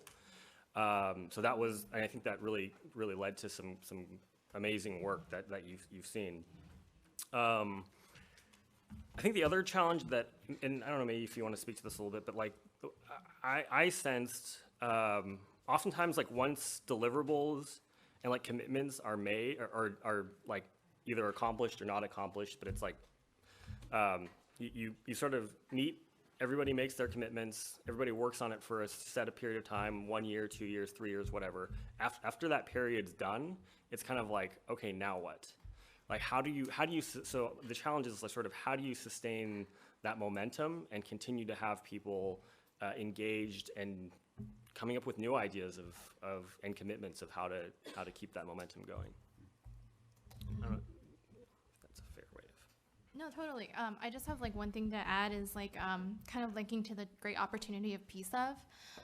Something we're constantly thinking about in community development is like community control and also like land acquisition. So I think that has been like a major barrier in us like understanding that we're a parks deficient area, and we definitely want to make sure that and we've like worked with parks and they've been really open and awesome about stating like what's the resourcing and what's the process look like of developing a park. I think the trouble that we've had is around like relationally, how do we mobilize like landowners, but then also like how do we have enough allocation to acquire a piece of land so that it can be designed and invested in by community and organizations like such as Apano helping facilitate that process. And so I think that's like a really great opportunity with PCEF and the amount of funding that's going through to create that process where community-based orgs and community development can happen in this very central way. Thank you. Faith? Well, thank you all. That was great information to have. One question that came up, and it came up during your presentation, Apano, around anti-displacement. And I think I heard you say that this at its base was an anti-displacement conversation. And one, I want to hear more about what you meant by that. And also what came up in community conversations about how improvements were not going to lead to further displacement. So what you've built into the process for that. So I wish I could say that we have the answer and that it will like be a great thing that the committee can implement into future projects. I think at the core, it's like for us, we're working at the crux of not only greening, but of like housing and business stabilization as well. So I think we recently have a huge win as Apano doing our mixed use development of affordable housing and our community space, Orchards of 82nd. And I think that we have approached and community have also like affirmed that mixed use of space. For example, let me see if I can find a visual. Thank you for letting us leave that up. So if folks can, for those who can see on the slide, like there's kind of some buildings in the background.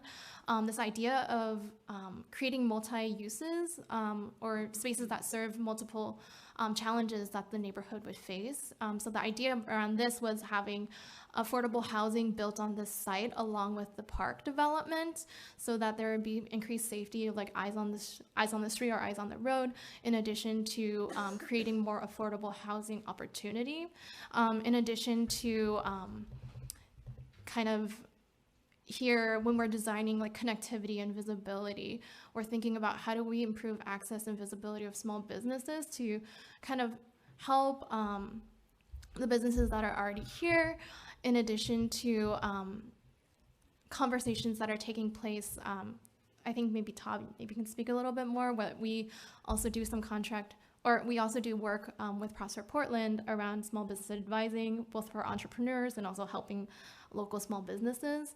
And so it's like, how do we create affordable spaces that people can choose to either develop their business and or like stay in their business in those policies that are implemented along with greening design. And I think that's extremely vital as we continue to butt up against this issue of like green zoning or like greening displacing people and them not being able to experience the benefits of what that is. Thank you. Michael? So as always, we come with the hard question. I sometimes worry. So you were talking about things like taking care of trees on public space and being able to pay for arborists to come in and care for those things in public spaces. And I sometimes I worry that, you know, like I feel I could be wrong, but arborists seem to be a very homogenous group of people that come out of the Forest Service. Black, Latino, indigenous homeownership is below 30%. Most are in East County, out where I kind of reside. I'm guessing that our tree canopy is even less, right? So I often worry that funds that get allocated for things like that are just going to move to the West Hills and be used to pay white male arborists to cut trees where there is canopy, because that's where the work is. So I always worry about funds being allocated and then kind of moved to the places where they shouldn't be. And what would be some of the things that you could do to mitigate those effects? Yeah, you're right. That's the way that has gone in not just forestry, but the natural resource fields, urban forestry among those. What we've been doing, and you'll see that in some of the slides, that one that shows the disparity across the different sides of the river and how east side of the Willamette is far underserved by trees relative to the west side. And so what we've literally done, and growing a more equitable urban forest is a good example. You can literally look at that through the link and see the plan for how to change that paradigm, is really focusing our efforts, our resources, all of our outreach, education, planting programs in those low canopy, low income areas, which are almost all on the east side and mostly on the outer east side. So for example, right now we're really focused on the Hazelwood community, which is one of those truly low canopy, low income areas compared to the average across the city. So we did our Arbor Day events there. We've been planting up the parks there. We did a free yard tree giveaway, 750 trees this past fall, the great majority of which went to that area and the Jade District. We've been working with Apano on the Jade Greening Project for a while. So probably, 10, 15 years ago, before my time, I don't think there was that lens of where is that resource going as opposed to where is it most needed. That's changed a lot. So, and if you have any questions, specifics about it, or you want data, feel free to reach out. We'll help you with it. Thank you very much. You're welcome. All right, Shanice?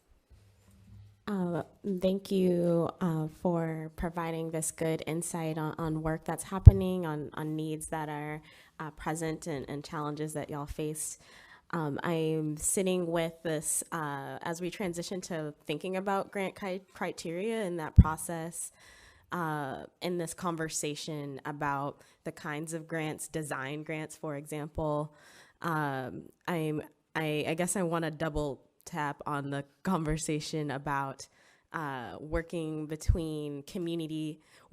centering community organizations, community-powered efforts in this way that connects with institutions. And so I don't know if folks have thought about or have interacted with a community benefit agreement, for example, is something that's coming to mind, and in maybe some context it might not make sense. And so I'm just curious about in various aspects what this looks like to really drive the significant level of funds that both there is interest from institutions, right, and that are thinking about equity work, but ultimately I think the true solutions are led, right, with folks on the front line. So I'm just kind of grappling with the structural grant making, how do we think about the forms of grants that are most helpful with where folks are at, and this piece around maybe a community benefit agreement. I don't know. I'd like to think about that in our discussions moving forward. But. Thank you, Shanice. Unless there are any other quick questions, I think that we're going to thank our guests for coming. And I'm going to ask committee members if you have any closing comments. Oh, I just kind of wanted to expand on that, the challenge of working with bureaus. And I think I've mentioned this to leadership as well, in terms of it's about having a comprehensive approach to addressing these issues and problems. We rag on Prosper Portland about not investing in affordable housing, but I think it needs to be a two-way street, right? We want Prosper Portland, this is just an example, not to call them out in any specific way, but to be as invested in the success of green infrastructure and housing and transportation as transportation is invested in economic prosperity and solving, these equitable challenges of equity. So that's kind of what I mean when I'm saying like it can sometimes be challenging. But yeah, so we want to have that holistic approach to how we address these challenges. Thank you. Thank you. All right, well, with that, I think we're going to close this meeting. June wants me to remind people that there are comment cards in the back of the room there. If you want to leave one and stick it in the envelope, we do take all of the comments seriously and consider them. And if it's a comment directly for committee members, we share it with them. With the last part of our, in the last 20 minutes, we're going to go into a work session. Members of the public, you are welcome to stay, but we are not going to be using the microphones, and we're not going to be recording this part of the meeting. All right, thank you.